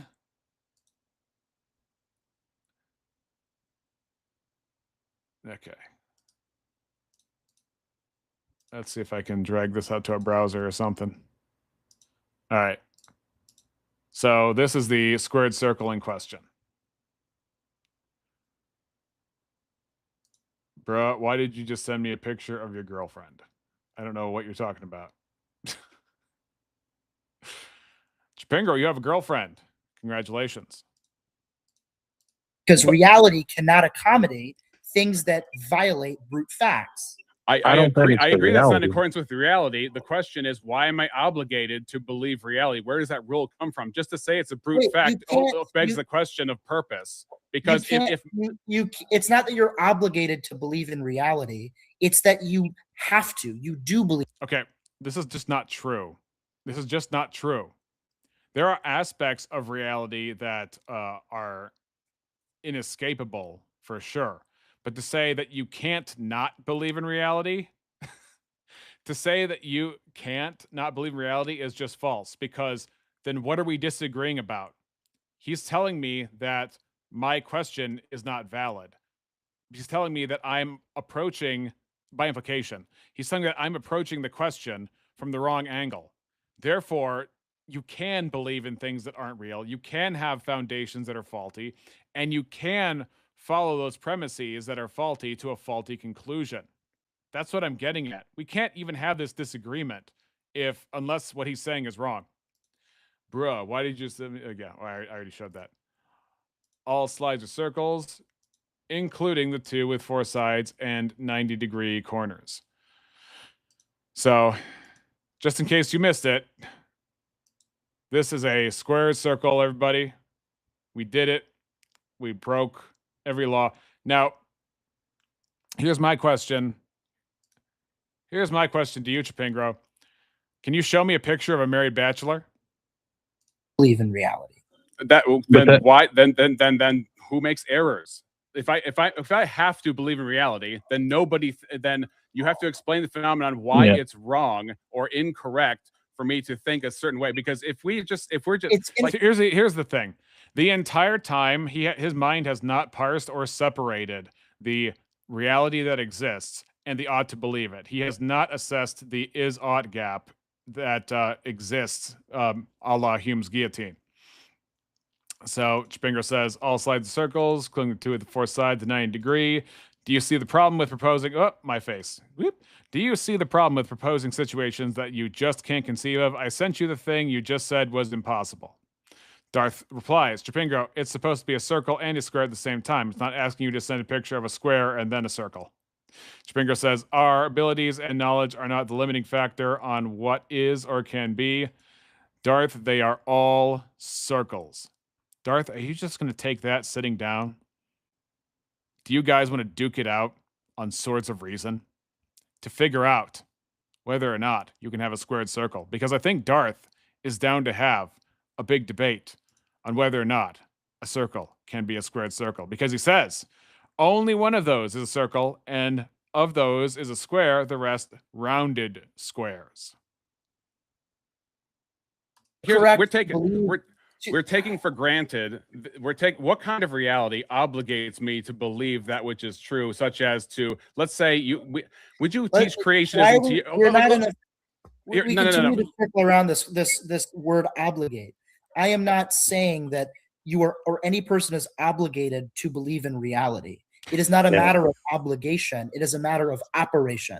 Well, he's so okay. This is why I said, why can't I teach creationism in schools? But he just like bulldozed right over it. I couldn't get it to his ear holes. I wish you could have heard what I said. But he has to believe in reality. The fallacy is in the perceiver.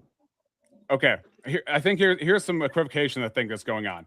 Everybody believes in a version of reality. Not everybody believes in the same version of reality, right? But we are all obligated, I would argue, to believe that which is true, which is why we call things errors, why we correct each other, and why we try to get educated in the first place.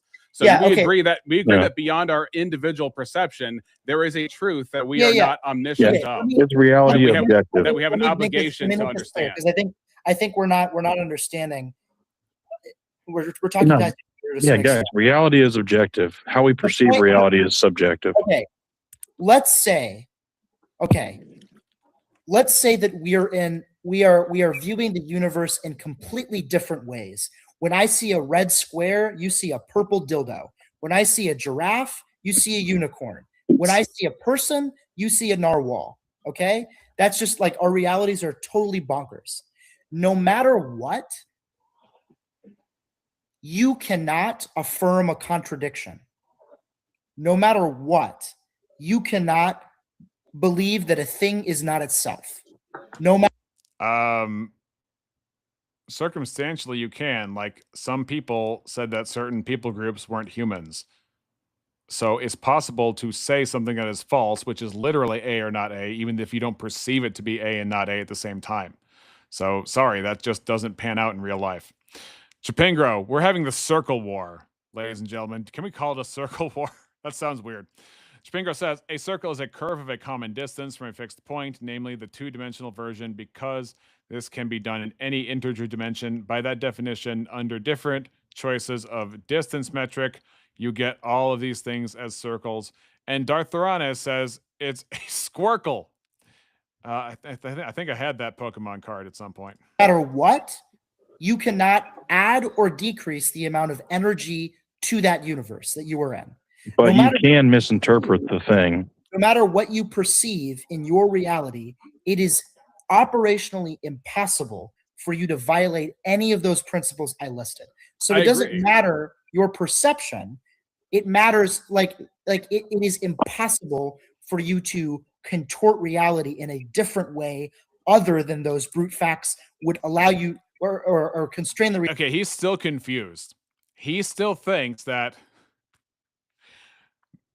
I think that if I make errors in my mind, then the errors in my mind change reality. That's not what I think. Oh, it's, that just tells me that I'm on some kind of barely treaded ground when I talk about the obligation to believe reality, to believe that which is true, and to disbelieve and reject that which is false. Matt Parker calls them squirkles, if I recall correctly. I don't know who Matt Parker is. That's sounds like somebody who works at South Park. Reality as such. Sorry, great. Let's say I took your position and I said the complete opposite. What's the tiebreaker between your proposition and my proposition? You can't. I just did. Opposite proposition to that. Okay, well, you're okay. Let's say I just said that you can believe A does not equal A, and you can do the opposite of all those things. What's the tiebreaker that obligates people to believe what you said versus what I said? He is still stuck on truth is the obligation. He has not separated those two. You cannot. There is no universe in which the words you spoke concord with any kind of reality. Okay, I'm granting that, and I'm asking you, if I say the exact opposite of what you just said, what obligates people to believe what you just said and disbelieve what I just said? Okay. He's asking, how is P but not P real? No, Johnny, let him, please. Sorry. Let's agree that the word truth, right? Truth means that which concords with or accords with reality. Okay? Okay. So that we just get the construction of the word right to the thing it represents. Mm-hmm. If you say it is... I probably should have just used the example. If I say God is real and therefore brute facts are not real, that might have actually... Because if I say the opposite of a thing that is conceptually impossible, he's trying to bring out the strongest example of something that is conceptually impossible to disagree with. And I'm trying to use maybe the wrong tool in order to illustrate my point. And so I probably should adjust it, which is what I tried to do with creationism in schools, but people just kept blocking the sounds. And so it just made it impossible to get the communication across. It's true that A is not equal to A. That sentence cannot align with the definition of truth you just elicited. I agree. We're past that part. You're not getting what I'm saying. Okay. Why should, this is an ought claim, why should people believe what you say? And I think the hidden assumption is people are obligated to believe true things and disbelieve false things. And you keep denying that but the problem is it's so wedded to what truth is that you're not discerning the difference between what is and our obligation to believe what is. And that's what I'm getting at. I think because he was stuck on the fact that he was talking about brute facts, he's talking about concepts that can't be any other way. And when I tried to bring creationism in schools as an idea, it's actually kind of painful watching this back over. I think he's looking for the word tautology. So, but again, the inescapability of a thing is not the same thing as the obligation of said thing. But the problem is the inescapability feels so close to obligation that it's impossible, or not impossible, but extremely hard to see the difference. Is if brute facts don't have the capacity to obligate us to believe what is, then brute facts are not on the table as some kind of explanatory understanding model. It isn't an obligation. Okay, we just keep looping, dude. It's not an obligation. It's that that's what brute facts do. Okay, and if it's not an obligation, then how is truth prescriptive to our thoughts? I think that's where his problem is. Because he said earlier, when I said, would you say that truth is prescriptive to our thoughts? He agreed to it. Now he's saying it's not an obligation. That's a problem. If it's not an obligation, then my claim of the opposite is just as valid as yours. If there's no obligation. No, it's not, because there is no way for that claim to exist. It just doesn't. I just made it. Yeah, but whatever. Now, Chipingro, that is an interesting distinction. Yes, Chipingro, that distinction is the heart and soul of triage. That distinction is the heart and soul of triage. And it started when I was in a comment section of a YouTube video where it said objective morals are not true and you know it. And then so I listed, I'm gonna bring up the document again because I brought this up. Oh gosh, I brought this up in the last episode, but I'm gonna do it again because it's so worth it. So I said it in this particular thing. Give me a sec. Yeah. So what I said was, oh, hold on. I said, I do believe objective morality exists, and so do you. Each and every one of his arguments and each supporting comment rests on the idea that, and I brought up 8 rules. I'll widen this out. I brought up 8 rules. Number 1, we ought to debate honestly. Number 2, we ought to believe true things. Number 3, we ought not say false things. Number 4, there are right ways and wrong ways to think. Number 5, wrong ideas ought to be corrected. Number 6, there is value in thinking correctly. Number 7, we have a responsibility to promote correct thinking. Number 8, we cannot opt out of these imperatives and have personal integrity, etc. I said, bonus, God is the foundation of truth because if we are universally and throughout time responsible to each other categorically as a species, then the foundation of truth must be personal, transcendent, and eternal because you can't be accountable to anything impersonal. Accountability has to do with persons. Even in the Old and New Testament, it distinguishes from moral, civil, and ceremonial law. Now, that's probably you need the New Testament to highlight that, but anyway. This is not all that hard for those honest enough to study a worldview on its own terms instead of from the standpoint of jokers who haven't given it a serious read. And then the owner of that channel, he responded to me and he said, not a single one of those things is a moral claim. Isn't that amazing? You're arguing that saying 2 + 2 = 5 is morally incorrect. And then I said, honesty is not a moral claim. Responsibility is not a moral claim.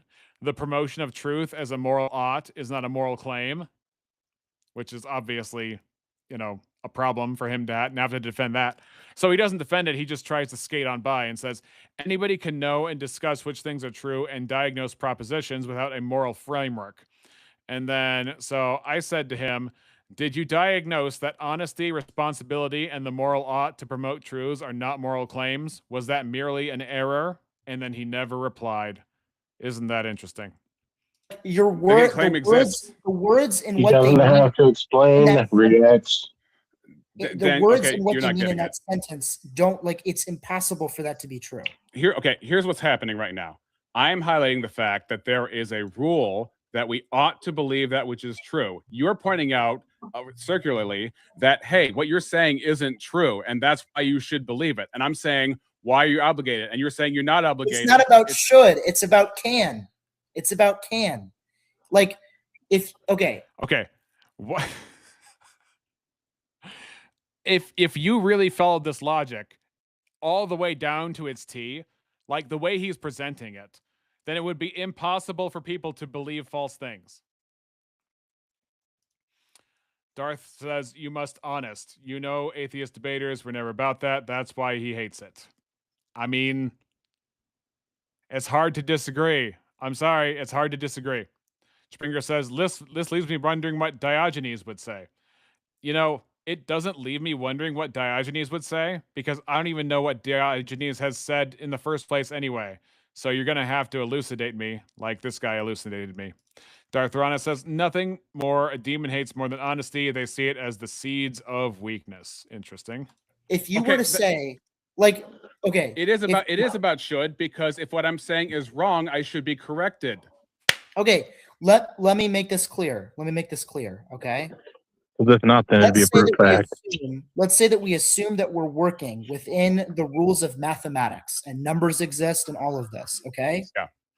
So we're assuming that. If you work within that toolbox, the proposition 2 + 2 = 5 must be false. It's not that you have an obligation to believe that those things are false. It's that 2 + 2 = 5 is false under the rule set of mathematics. Okay? Nobody disagreed with that, which is why my argument can grant epistemology and yet still gut out a ton of arguments. This is so frustrating.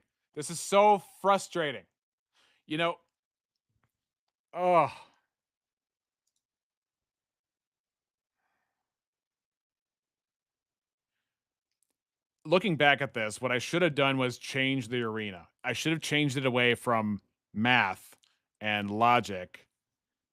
But I tried to illustrate it through fallacies. It's like fallacies exist, mathematical errors exist, but there is an ought that where they exist, they should be corrected. It's not, I'm not talking about mathematical impossibilities. I'm talking about when those errors occur, we recognize them as not a deviation of a norm, but rather a thing that ought not be, a falling short of an ideal. Chapingo says rule set of mathematics, and he begins to laugh. Chapingo, you're going to want to, you should challenge this guy to Swords of Reason then. So, in that same way, when we're talking in language, which is what we're doing, when we construct the sentence or the proposition A is not equal to A, you are not obligated to believe that that is false, or you are not obligated to not believe that that is true. It is simply false or true within the workshop of language. Okay. 2549. Let me go back and ask, did this man say truth was prescriptive?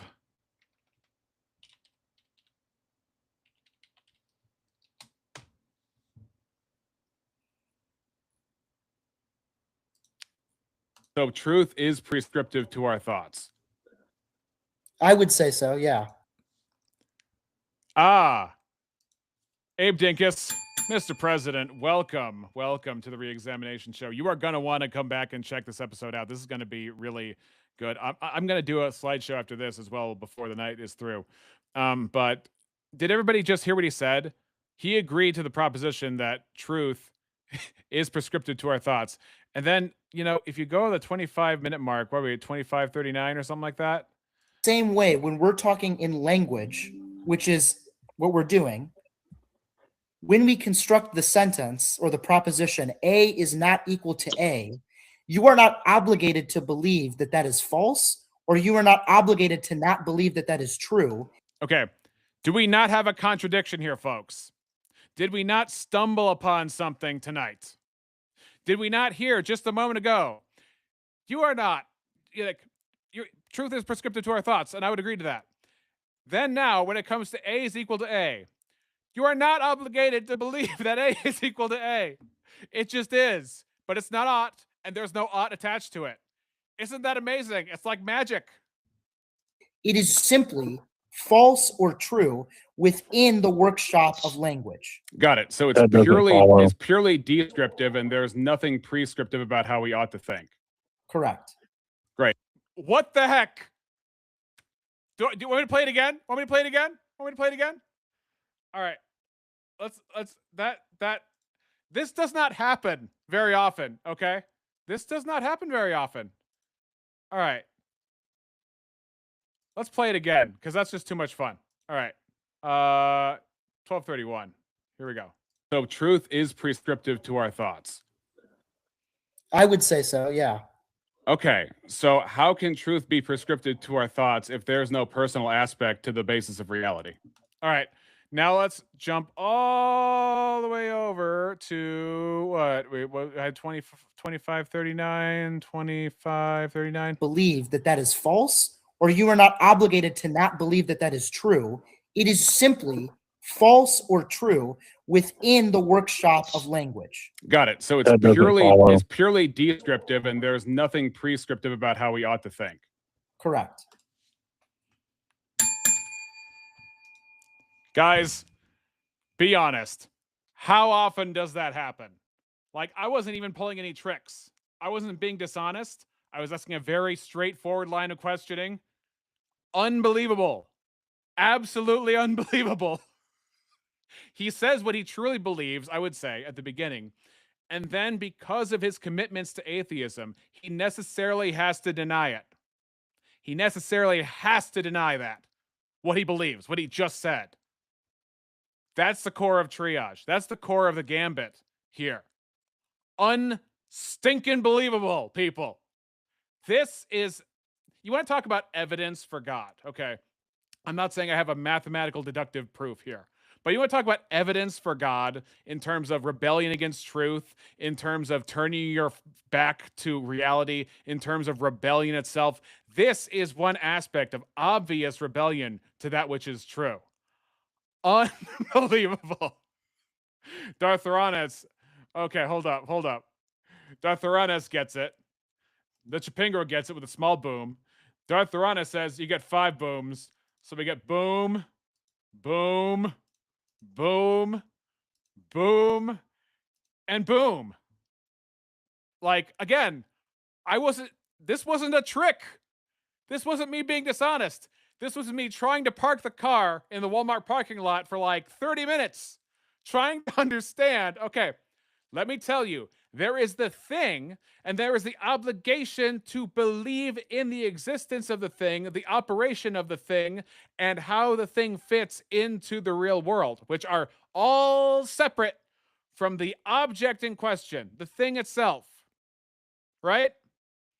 And he just proved it by, number one, differentiating the thing when he answered yes, and then differentiating the thing from the obligation again when he answered no. Did I not just prove my slideshow with this guy? Unbelievable. Unbelievable, my people. Oh, this is why I do what I do. Great. So then the opposite proposition of all true propositions is of equal value because there's no prescription either way about how people should think. Sorry, I have to leave. Bye-bye. This was fun. All right, TikTok is at Demosthenes official. This was a fun conversation. If it wasn't 2:30, oh my gosh. It was pretty fucking fun. All right. Pretty good stuff. Thanks for stopping in. Thanks for coming. Yeah. No, you had them kind of cornered there because I get what you were saying. Like, literally, how do you falsify an unfalsifiable fact? Well, and you're stating the falsifiable fact, and you're saying, well, yeah, because you can believe that. It's like, true, but what makes that false? Because the brute fact should be a true fact. That he was saying it is because it is. But then it's like, well, it's not. Even though you say it is because it is, it's like it's actually not. Well, how do you falsify that? Right. Exactly. The lack of explanation to say that we can't is, I think, would just be a brute statement of like, I can ask the question, why can't we? How do you know that we'll never be able to explain the brute fact?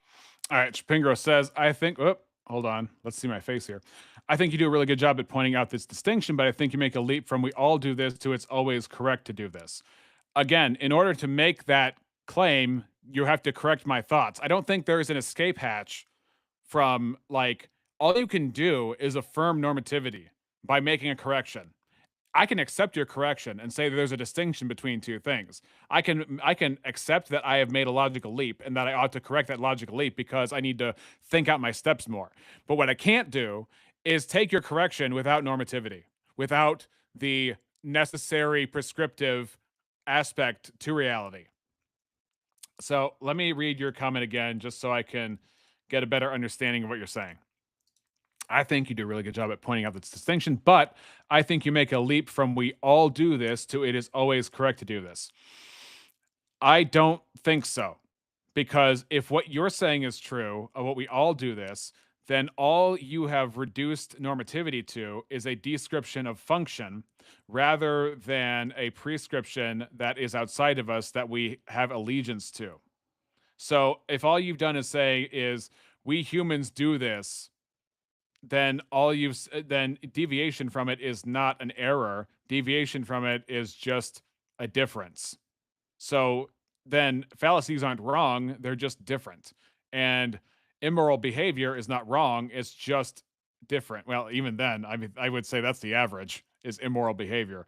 So I don't think that I'm making a leap because in order to even correct what I've said, you would have to say that there is something prescriptive beyond the way we think that I ought to align myself with.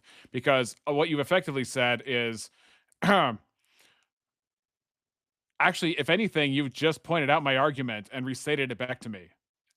You think you make a leap from we all do this, that it's always correct to do this. Actually, I think that atheists rely on what I'm saying. Chipingo says, no, I'm willing to give you there's definitely a prescriptive aspect. I just don't think it's totalizing. name a thing that I am not obligated to think correctly about. I'm not claiming that we should be omniscient because I don't claim that you can do the impossible, right? I am saying that in principle, we ought to believe true things, we ought to believe false things. Not that we ought to believe, we have to know everything. Like, I don't have to know your blood type, your address, your social security number, or anything like that. That's not my claim. My claim is that there is a reason why that we don't want alchemy taught in schools or racism taught in schools or anything like that. Darthrana says, I think he knows he messed up there and packed it in. Maybe. I mean, he did just, instead of like closing out the window, he shut the, if you look back, he shut the laptop. Hold up a second. Let me go back to the actual video, because if you see, we back this up a little bit to where he is. Pretty good stuff. Thanks for stopping in. Thanks for coming. And he takes the laptop and shuts it. Just bang. Yeah, I just don't think it's totalizing. If it's totalizing, then it's not transcendent. Then you'd have to say that the normativity, the laws of logic aren't transcendent. You'd have to say that the normativity of mathematical flow is not transcendent. I don't think you're willing to give that. And I'm willing to say even further that I'm lacking in a solid claim when it's correct, unlike your physician that has the claim as fundamental. I don't know who my physician is. Do you know my doctor? I don't know. You had him kind of cornered there because it's, I get what you were saying. Like, literally, how do you falsify an unfalsifiable fact? And you're stating the falsifiable fact, and you're saying, well, yeah, because you can believe that. It's like, true, but what makes that false? Because the brute fact should be a true fact. That he was saying it is because it is. But then it's like, it's not. Even though you say it is because it is, it's like it's actually not. Well, how do you falsify that? Right. Exactly. The lack of explanation to say that we can't is, I think, would just be a brute statement of like, I can ask the question, why can't we? How do you know that we'll never be able to explain the brute fact? Tavo Sanabri says maybe he means me. Who behind the curtain?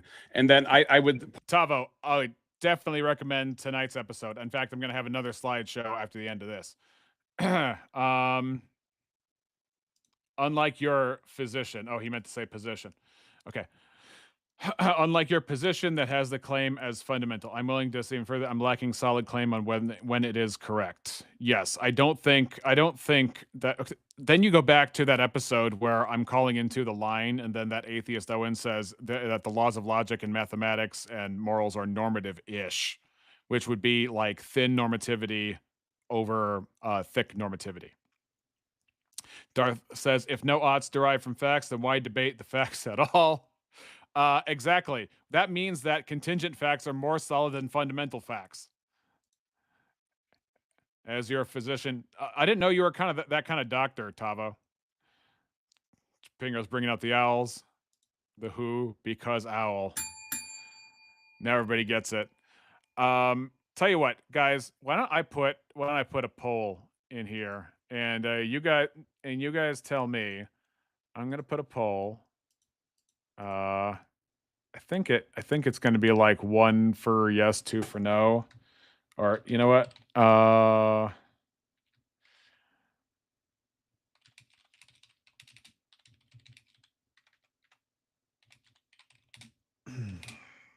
Do you want a panel over a final slideshow on brute facts? Because I do have a little bit more to say. But I'm going to throw that poll in there. I believe it's going to be 1 for yes and 2 for no, people. So yeah. Normative-ish. Yeah. It's a joke, isn't it?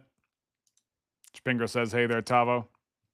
If you guys haven't already liked and subscribed, please like and subscribe. And if you like what you see here and you want to fund more engagement with other religions from a Christian perspective that isn't going to just half-bake these things, like give thoughtful answers to thoughtful questions, please consider donating to the show. We have the Ko-Fi down at the bottom, and join the Discord to be more informed on how all these things work.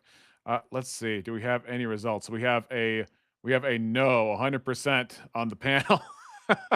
Oh, you know what? I'm going to have to refresh because unfortunately the nature of these polls is it doesn't show very well on the screen. So let me see. All right. Do you want a panel? No, we do not want a panel. Cool. Then of the of the people still watching, I will go ahead. You know what? I'll leave the poll up, but I'm going to continue the video at least for right now because people had some things to say. Oh, Cornifer says, Rex, are you interested in covering the main contents of the guy who was agnostic but became a Catholic? Majesty of Reason is his YouTube handle. Yeah, everybody is talking about Joe Schmidt right now. Everybody who's anybody is talking about Joe Schmidt. And I've listened to his I have listened, Cornifer. And by the way, I saw you guys talking on the Discord of what was it? Natural Law last night. Go ahead and check out the Natural Law YouTube channel. Ryan Mullally is the lawyer. Ryan Mullally, I think, was the first show on Sarah Tomato where I actually made a panel and had an exchange with Pisco. But anyway, yeah, so I think it's interesting that he left atheism. I think, at least on the entertainment side, it would be cool to see Joe Schmidt talking now to Alex O'Connor and see, because if you remember, Joe Schmidt, let's see, after more reflection, I think I'm more in agreement with argument 1 of Triage. Yeah, argument 1, not only is it more developed and has taken a ton more focus, Tavo, argument 2, I've barely begun in that. But it'd be interesting in the future to get your evaluation of all the threads that come from argument 1 that will feed into argument 2. Argument 2, I haven't really focused on for 2 main reasons. Number 1, atheism is kind of a fixed target, and religions, all the other religions, are very scattered and would take a ton more reading and work than atheism ever could, in my opinion.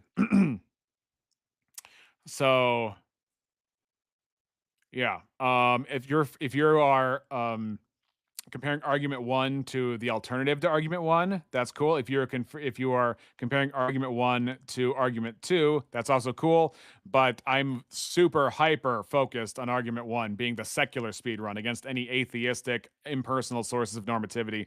And then argument 2, it has to do with the religion speed run, considering other religions besides Christianity as the explanatory power in likelihood for the obligation to truth that we see in our human lives. Cornifer says, just joined your Discord. Didn't know you had one. We'll do my best to give you some support. I think you're a great channel. Thank you so much. I appreciate that. All right. You know what? Let me go to the second slideshow now that Tavo is here. Let me go to that second slideshow. Give me a moment. Let's share this instead. And I'll go over here. You know what? No, if I do this, it blocks the content. So we'll do this, right?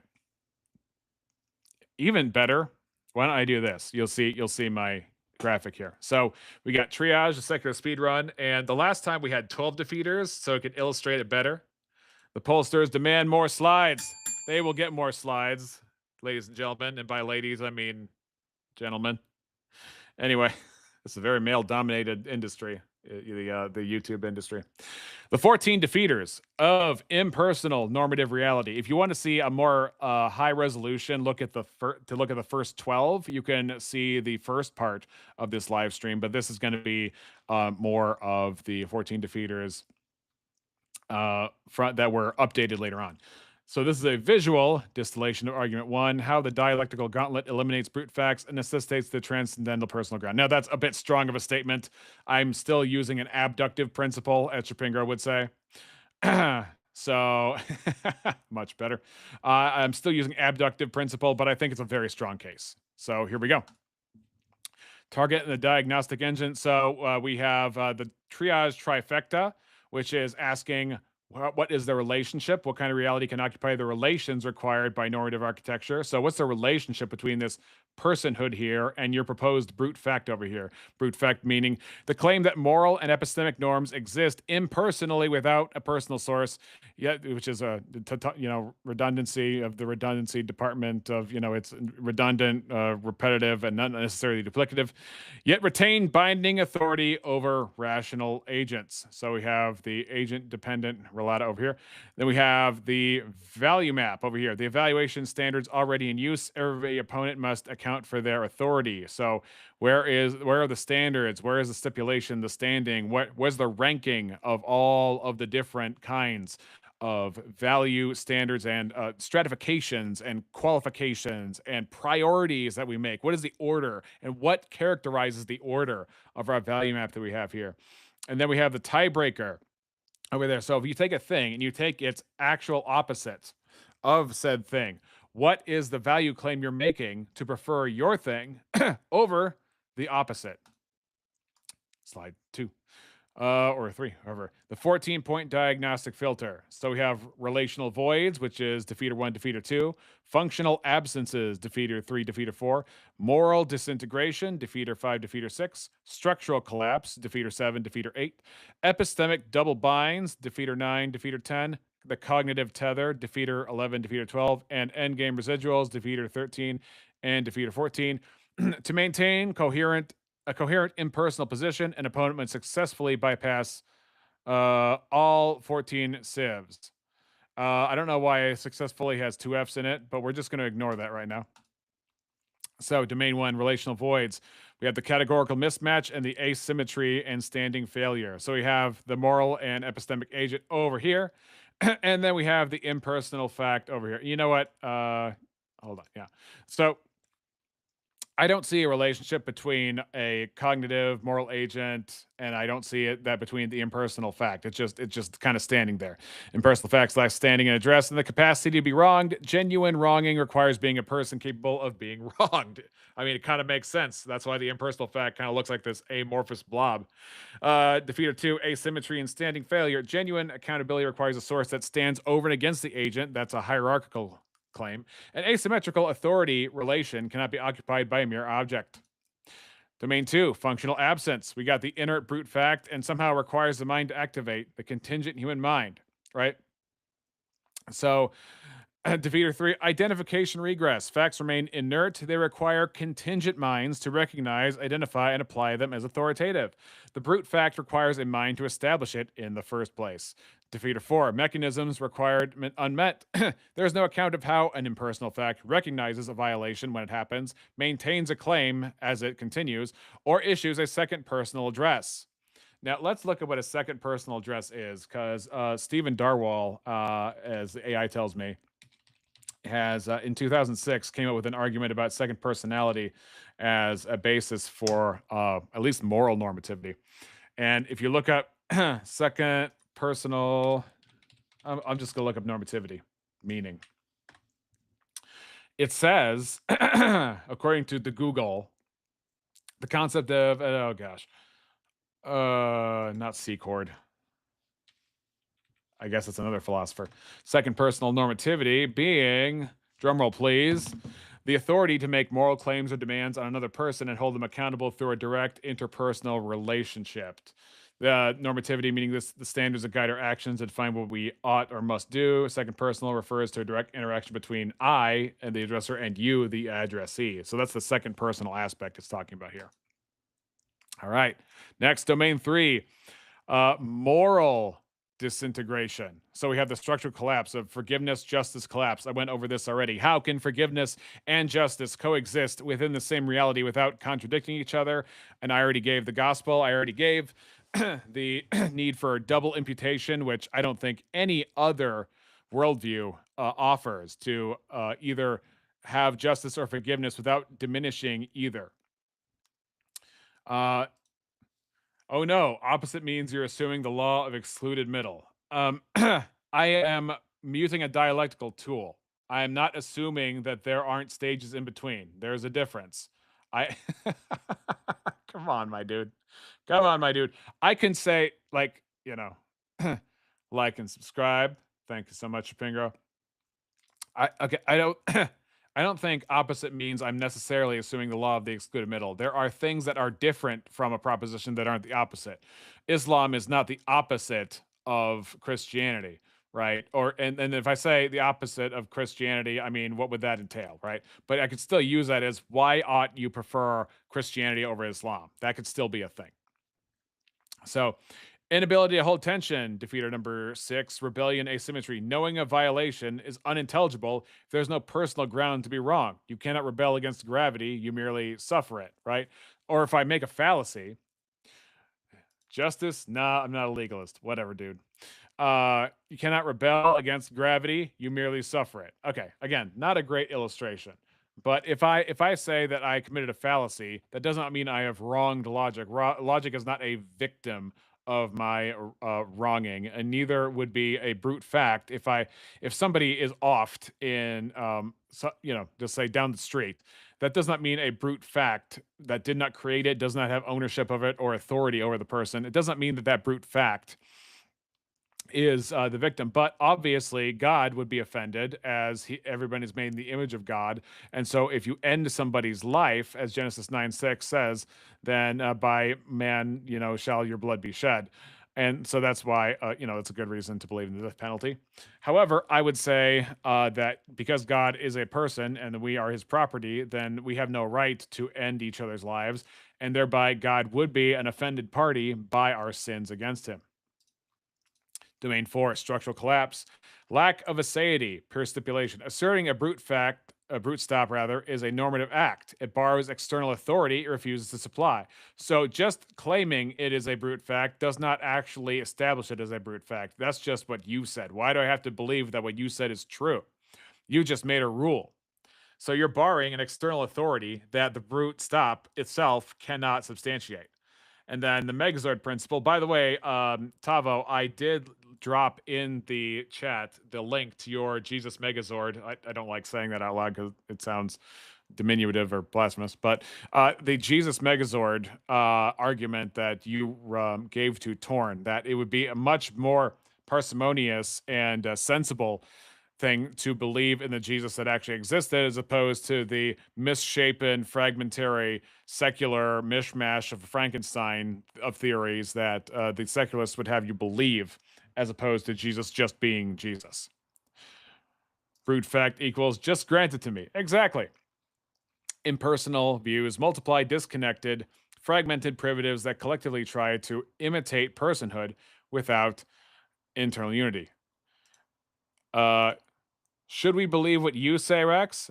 You should believe what God says, because God is the authority. I am not the authority. You can freely question what I say. The question is, why ought you believe what is true? And if it's true that you ought believe what is true, then shouldn't you reject any means that would deny, by implication or explicitly, that you can know true things? Tavo says, haha, maybe I should change the title, but I'm still working on that argument. It's actually more of an anti-Jesus Megazord. Sure. I mean, I guess Antichrist Megazord would make a lot more sense. Or can we point to a physical source and or data? That assumes the thing in question, which is, just because something is true, do I have to believe it? Just because something is data, do I have to believe it? Because the physical source is not the supplication of its own authority. Correct? That's what Hume's guillotine was all about in the first place. So, moving along. Domain 5, epistemic double binds. Defeater 5, value mapping double bind. Any defense of a brute fact uses normative standards of better or worse explanations. Defending the view presupposes the very normative authority the view cannot ground. So if you say brute facts, like my opponent did, if you say brute facts are better than God, well, how do you know? And you'll say, well, because of the brute fact that brute facts are better than God. It's like, okay, but how does that standard come into place? Well, it's a brute fact. Okay, great. So it's you have the brute fact of the brute facts, and then from the brute fact, you derive a better explanation from that claim of brute facts. Defeater 10, teleology of cognitive failure. The normative distinction between a vertical thought and a delusion presupposes a design plan for the mind. Brute facts cannot supply purposive intent. So if the brute fact did not make us in its image, if it had no intent for our existence, didn't know we would show up, didn't know we would be here, but here we are, then any idea of what you would call mental health, bodily health, thinking somebody's crazy, thinking somebody's delusional, maybe it was just a dream. Well, these are just all descriptions of brain states. These are all descriptions of body states and differences. But if the ideal doesn't exist, you're not actually describing an ideal. You're describing at best an average or a preference, but you're not describing how things ought to be in any real binding sense. You are just describing your familiarity with a norm, with something that it ought to be, without an outside necessary standard making that the case. Darth says, brute facts don't care about your arguments. Okay. Spinker says, so you also point to an outside source. Good to know you're in a common boat. Yes, we must point to an outside source because we ourselves are contingent. But I think that because we're made in God's image, that we have good reason, if not entitlement reason, to believe that we are accountable for how we believe. And that's the explanatory power for why we ought to believe true things and not believe true things, because Jesus, God, is personal. Jesus says, I am the way, the truth, and the life, and no man comes to the Father but by me. So the truth is a person and not a thing.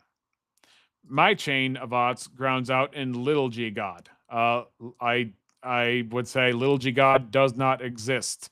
I don't think I don't know what your ancient text for little g God is, so as to supplant or differentiate, itself from my God in a superior way. But that's a whole other ball of wax. Domain 6, the cognitive tether. Now, I don't know if you can show this on YouTube because it looks pretty grim, doesn't it? But we got the escape velocity of true independence, and then we have the objective facts. So the human observers, okay, I don't know what this was supposed to be, but it's a little grim. So hide your kids, hide your wife. Defeater 11, question, answer, normativity. The act of questioning is inherently teleological and personal.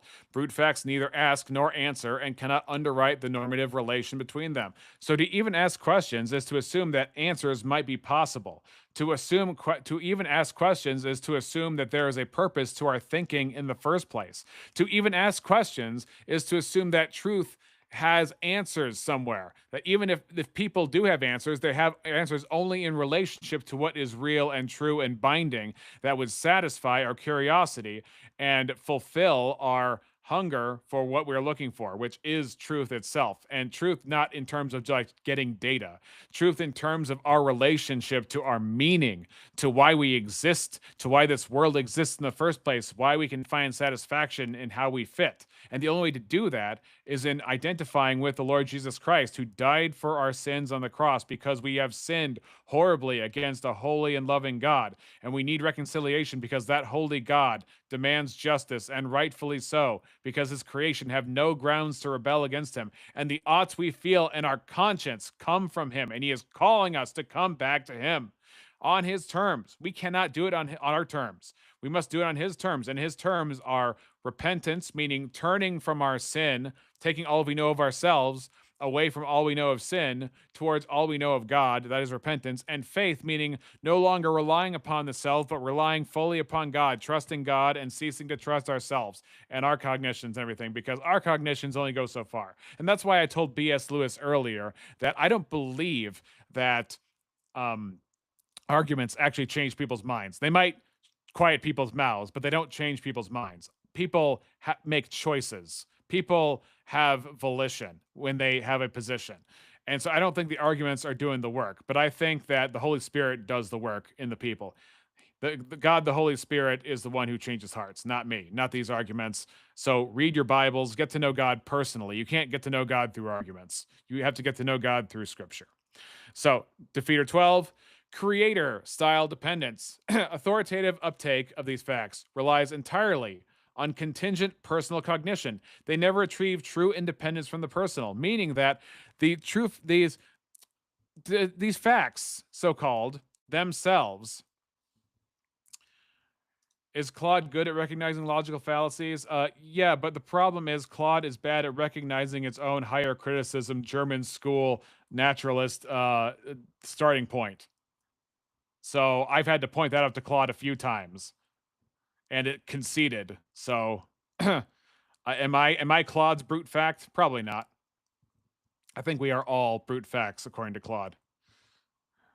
BS was abused by the religion. He can't let go because of he has lost. Well, obviously that is sad.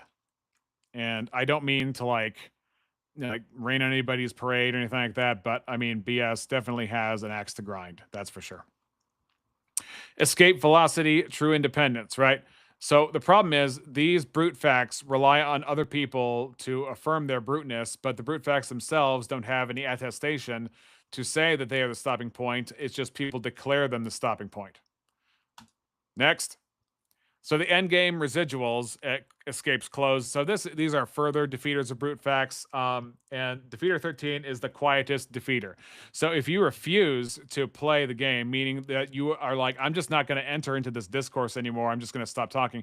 The problem is refusing to play the game is still a move inside the framework. Distinguishing refusal from non-refusal requires the law of identity to identify quietism and non-contradiction to differentiate quietism from everything else.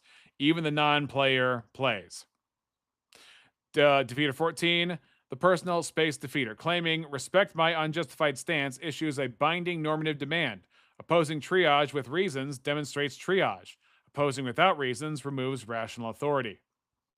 So even people who say, I'm not playing, still get tagged. Can I say that? Even though triage isn't tag, that's kind of ironic. Chapingo says, you say, yeah, how can it do that given it fails your personal criteria? I don't claim that it's my personal criteria. I claim that God's criteria is the objective criteria. In fact, in order to have fallacies in the first place, the fallacies cannot be private to Claude's mind. They cannot be private to my mind. The fallacies must be real. And by real, I mean universal binding and not dependent upon contingent minds. So yeah, so I say, is Claude good at recognizing logical fallacies? Yes, because Claude is a computer that is designed by humans that recognize true things in God's world. So if I say, yeah, that doesn't mean that Claude's presuppositions are the same thing as where it gets everything wrong, right? So if I believe that I have rights as a human being, and I also believe that in atheism, well, the atheism cannot actually ground those demands to rights in the same way that Matt Dillahunty can't ground the fact that we ought to believe which is true and we ought not believe which is false. What's next? So we got the truth instrumentality fork. What if we just demote truth? What if we call truth is just something we use to survive and live better? But if we believed like the maximally beneficial lie, what if there was a lie that we haven't discovered yet that's so good that if we just believed that lie instead of the truth, we would survive and do much better? What if we did that? Well, we have two problems here. The horn one, we would claim that the lie is superior to truth. But if we claim that the lie is superior to truth, that is a truth claim. And so it invokes truth's authority to establish the claim, and truth reappears as a standard because we'd be using truth to uphold the lie, which would be a problem. And then on the other side, the horn two is if we assign instrumental status to it, it requires a mind to do the assigning. A rock has no purpose until the mind uses it. So if we assign instrumental status to truth, but then we are using truth to say that it's instrumental, it just leads back to truth. So we got a whole problem with that. Conclusion, truth cannot be coherently demoted. It's either ultimate or it reappears to judge the demotion. Chapingo says, if I'm understanding you correctly, logic is not something that exists out in the universe. It is something that is downstream of the personal relationship between us and God. So how do LLMs do logic? LLMs are reflective of the design that we give it, that is reflective of the mind that God gives us to understand true things. So that's why in Romans 1, it talks about how God has revealed himself in these things, like, and how God made man upright, but he has sought out many schemes. So we have our diagnostic comparison matrix here. Core phenomena, prescriptive force, impersonal brute facts merely stipulate, but a transcendent personal ground unifies. Obligation and standing, primitive, absent. Here, it just stipulated again, but it's derived from a personal ground. Justice and forgiveness are impossible / fragmented, but a personal ground explains them. Rebellion is impossible because you cannot make a brute fact that is reflexive, because then it would have an explanation, and if it has an explanation, it is no longer brute. And then, so therefore, it's explained in the transcendental personal ground, because then that transcendental person can have a standard by which those with limited but very real free will can, within the scope of their nature, abandon their obligations and their universities. Oh my gosh, not university. Good night, all. See you, Chapingo. You might not be satisfied with my explanations, but we can do more later on. This was fun, Rex. Thank you. Thank you very much, Chapingo. Architecture and unity fragmented, Megazord, or achieved unified in that personal ground. So we have an acid test over here. So if they appeal to reason, and I've covered this before, we have reification. Ding, ding. Like and subscribe. We have, and then Dorthrina says later, chap, we have appeal to reason. We have reification, treating reason as an independent entity as if it had personal qualities. We have circularity, using reason to justify reason. Or we have arbitrariness, unable to explain one preference over the contrary. So that's part of the acid test when you're coming down to the end of the dialectical closure. And you just use those 3 litmus tests up there to question their independence and see.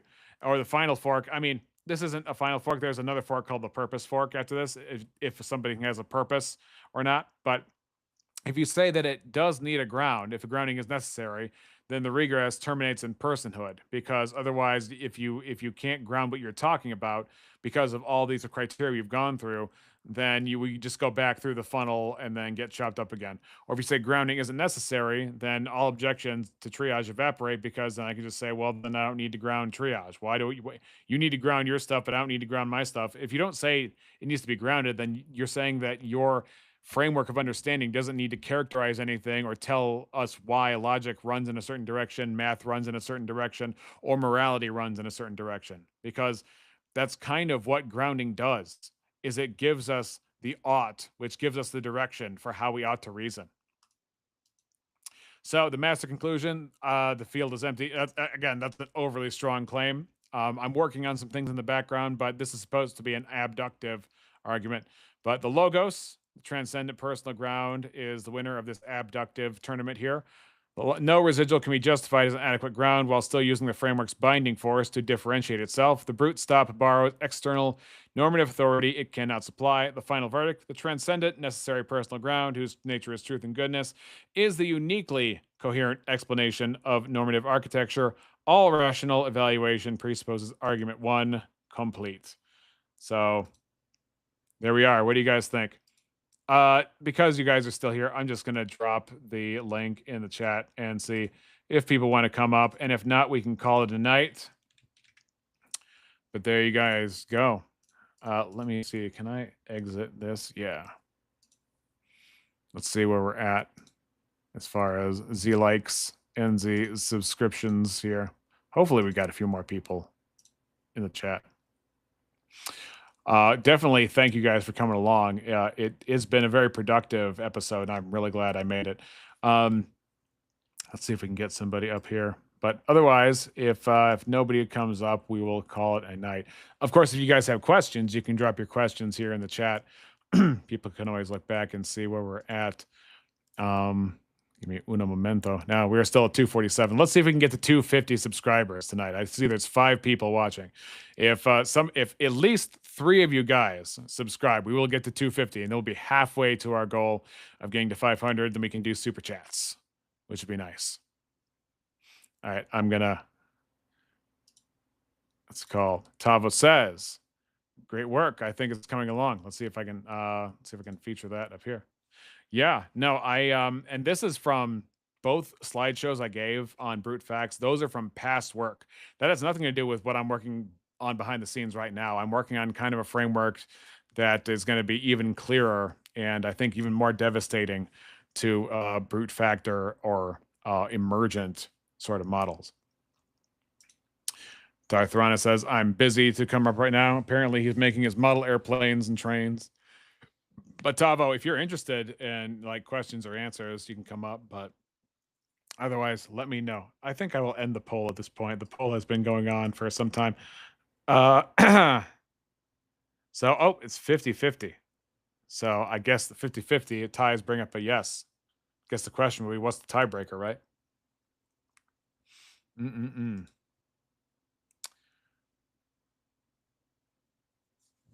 Cornifer says, I'm going to have to check my settings on the Discord and see what I'm going to do. But all right. So, seeing as nobody has come up, I may just end it. Looks like there is no. LOL. I am modeling. Yeah, yeah. You're at a fashion shoot. You know, you're on the catwalk right now, looking at your phone, listening to it. Hey, here we go, Mister Tavo Sanabri, ladies and gentlemen. How you doing, Tavo? Let me unmute you. Oh no, you can keep me muted because it's Oh. gonna get. Okay, okay. we'll do one of those. In the meantime, I'll just throw up a little bit of something here.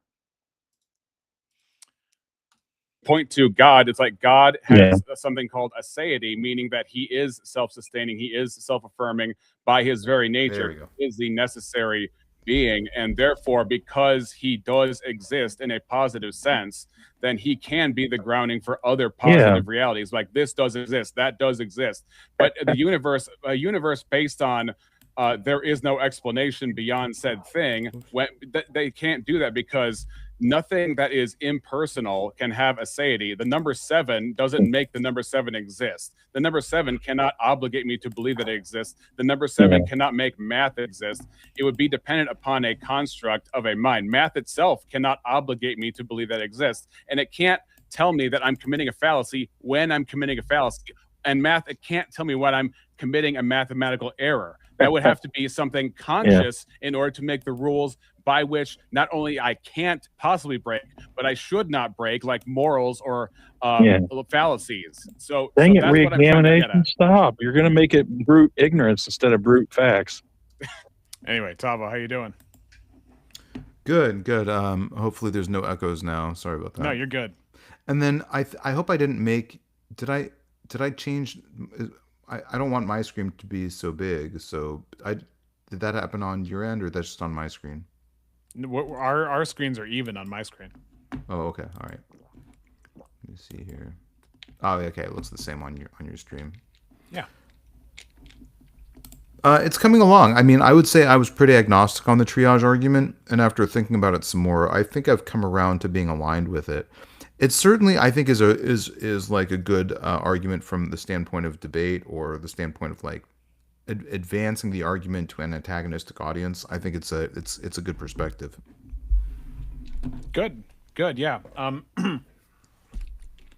Here's one of the things I think it is like, Tavo, because I've expressed this in the past to like other Orthodox Christians, but oh my gosh, I worked very hard on this thing. But I would say that it's an argument that I anticipate is not gonna go away with criticism, but only get sharper, like an iron sharpening iron criticism, because each criticism of the argument is going to employ normativity of what I ought believe and what I ought not believe, what I ought think and what I ought not think. And so any criticism of it, I think, would only be a refinement of a rule that I am either mistaken of or that I'm correct in.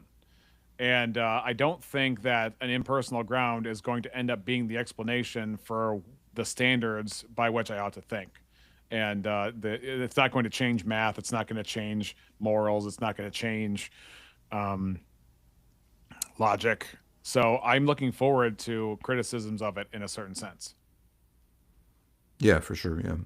Saul Gonzalez says, I like your channel, but I feel like it's over my head at times. Well, that's my fault. I need to make it more accessible. That's what I tried to do with the first video, was try to use like real life examples. And I tried to use it a little bit on Tavo's, but like Tavo said, it is a little bit esoteric. It is like the guy I was talking to on the panel, he was a smart guy. The guy who was doing the brute fact stuff, he understood what he was saying, but he didn't understand what I was saying. And the reason he didn't understand what I was saying is because there's not a whole lot of people who have sliced the salami as thin as I just did in peeling the obligation away from the object. Those are two different things. So, but yeah, it's coming along. And Tavo, again, you have a few generations ago of the argument, and I don't think I've really updated you since, because I've been just, I mean, to keep updating you on like oodles of syllogisms is not going to like make your day any better. So I'm just gonna like hold off and then just release as necessary, and try and put together some presentations and some just little bits over time, because there are a lot of Slade shows I have, because there's a lot of aspects of triage that actually, when you pull on that sweater thread of normativity, it's amazing what unravels and what stays together. I mean, I wouldn't mind seeing another iteration or another generation of it, but I'm also fine like seeing it again in a few weeks. It has been a bit of a busy time for me, so yeah. This is not me like trying to pressure you or demand you to look over more of my stuff. I'm just I'm just telling you that all I'm telling you this for is that what you have then is not the sum total of all the tools and exercises I have. And definitely what you have then is different than what I have now. In fact, if we end the chat, I could actually tell you something I'm working on in the background. I don't want everything I'm saying to become public, but I want it just enough so people can start out and have enough resources if they want to engage atheism on a logical level with normativity towards Christianity, but not so much as that. I mean, anyway, I'm trying to see if I can do some debates on this, but I'm working on a few things and stress testing a few ideas. But yeah, I just wondered if do you have any questions or comments based on what your developments of like before I was agnostic and now some things are a little bit more persuasive than a moment before? No, I mean, I think probably part of it is sitting with it, and part of it is sort of accepting the nuance of the fact that it is sort of an improvement on, I think, what people normally run it as tag, and it's definitely like there are nuances to it that I think are defeaters of the usual responses to the tag argument, and that's, I think, an interesting comparative advantage of triage. But yeah, I mean, if you don't think, I'm happy to chat more, or you can close down the chat and you can tell me off camera or off the live stream, the stuff you're working on. I'm happy with that too. Sure. And I would love to know if anyone in this audience has seen my Jesus Megazord argument. I'd love to know what you think of it. I agree, it's kind of an anti-Jesus Megazord, so that might be a better term for it. So just curious to know. I know you gave it a shout out for the Jesus Megazord. If people in the chat wanted to let me know what you think of my Jesus Megazord, let me know. Yeah, and if you, let's see, how far did I scroll up? Let's see. Okay.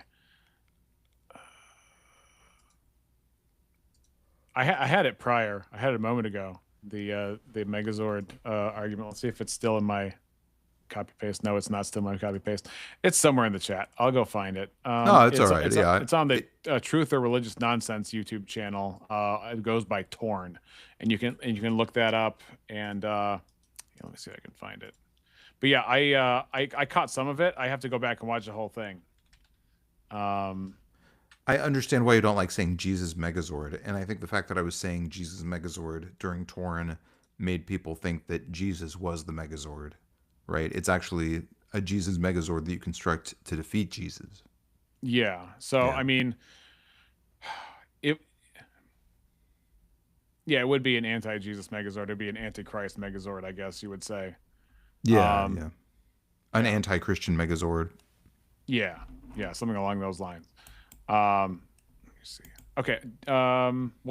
Before we sign off, I'm interested. What are some aspects of triage that you think are more effective than tag? I think in a rhetorical and debate setting, one of the things I like about triage is that anything that anyone puts in front of your argument, you can shift the argument and move it in front of what they're saying. Right? I think that just works well in debates, and I don't do all that many theism versus atheism debates, but the ones I've done, I think that's what I like the most about it. It doesn't seem to work that well when you just are running tag, right? But when you're running triage, it seems like anyone who says this argument is untrue, right? You can easily put in front of their argument that an assertion of truth is good in accordance with a standard that they are appealing to without acknowledging. Right. Yeah. And then the more I thought about it, here's why it's kind of grown on me. The more I've thought about it, the more I've thought to myself, how likely is it to have a universe that is logically navigable where something like triage isn't the reason why the universe is logically navigable. You see what I'm saying? So that was not exactly. Piece that apart for me. Okay, like this goes back to what I was saying would be a way to factually, experimentally refute the triage argument, which is discover a universe where logic is not compelling, right? Where truth claims are inherently of no value, right? That is a universe that I think loses its logical navigability, right?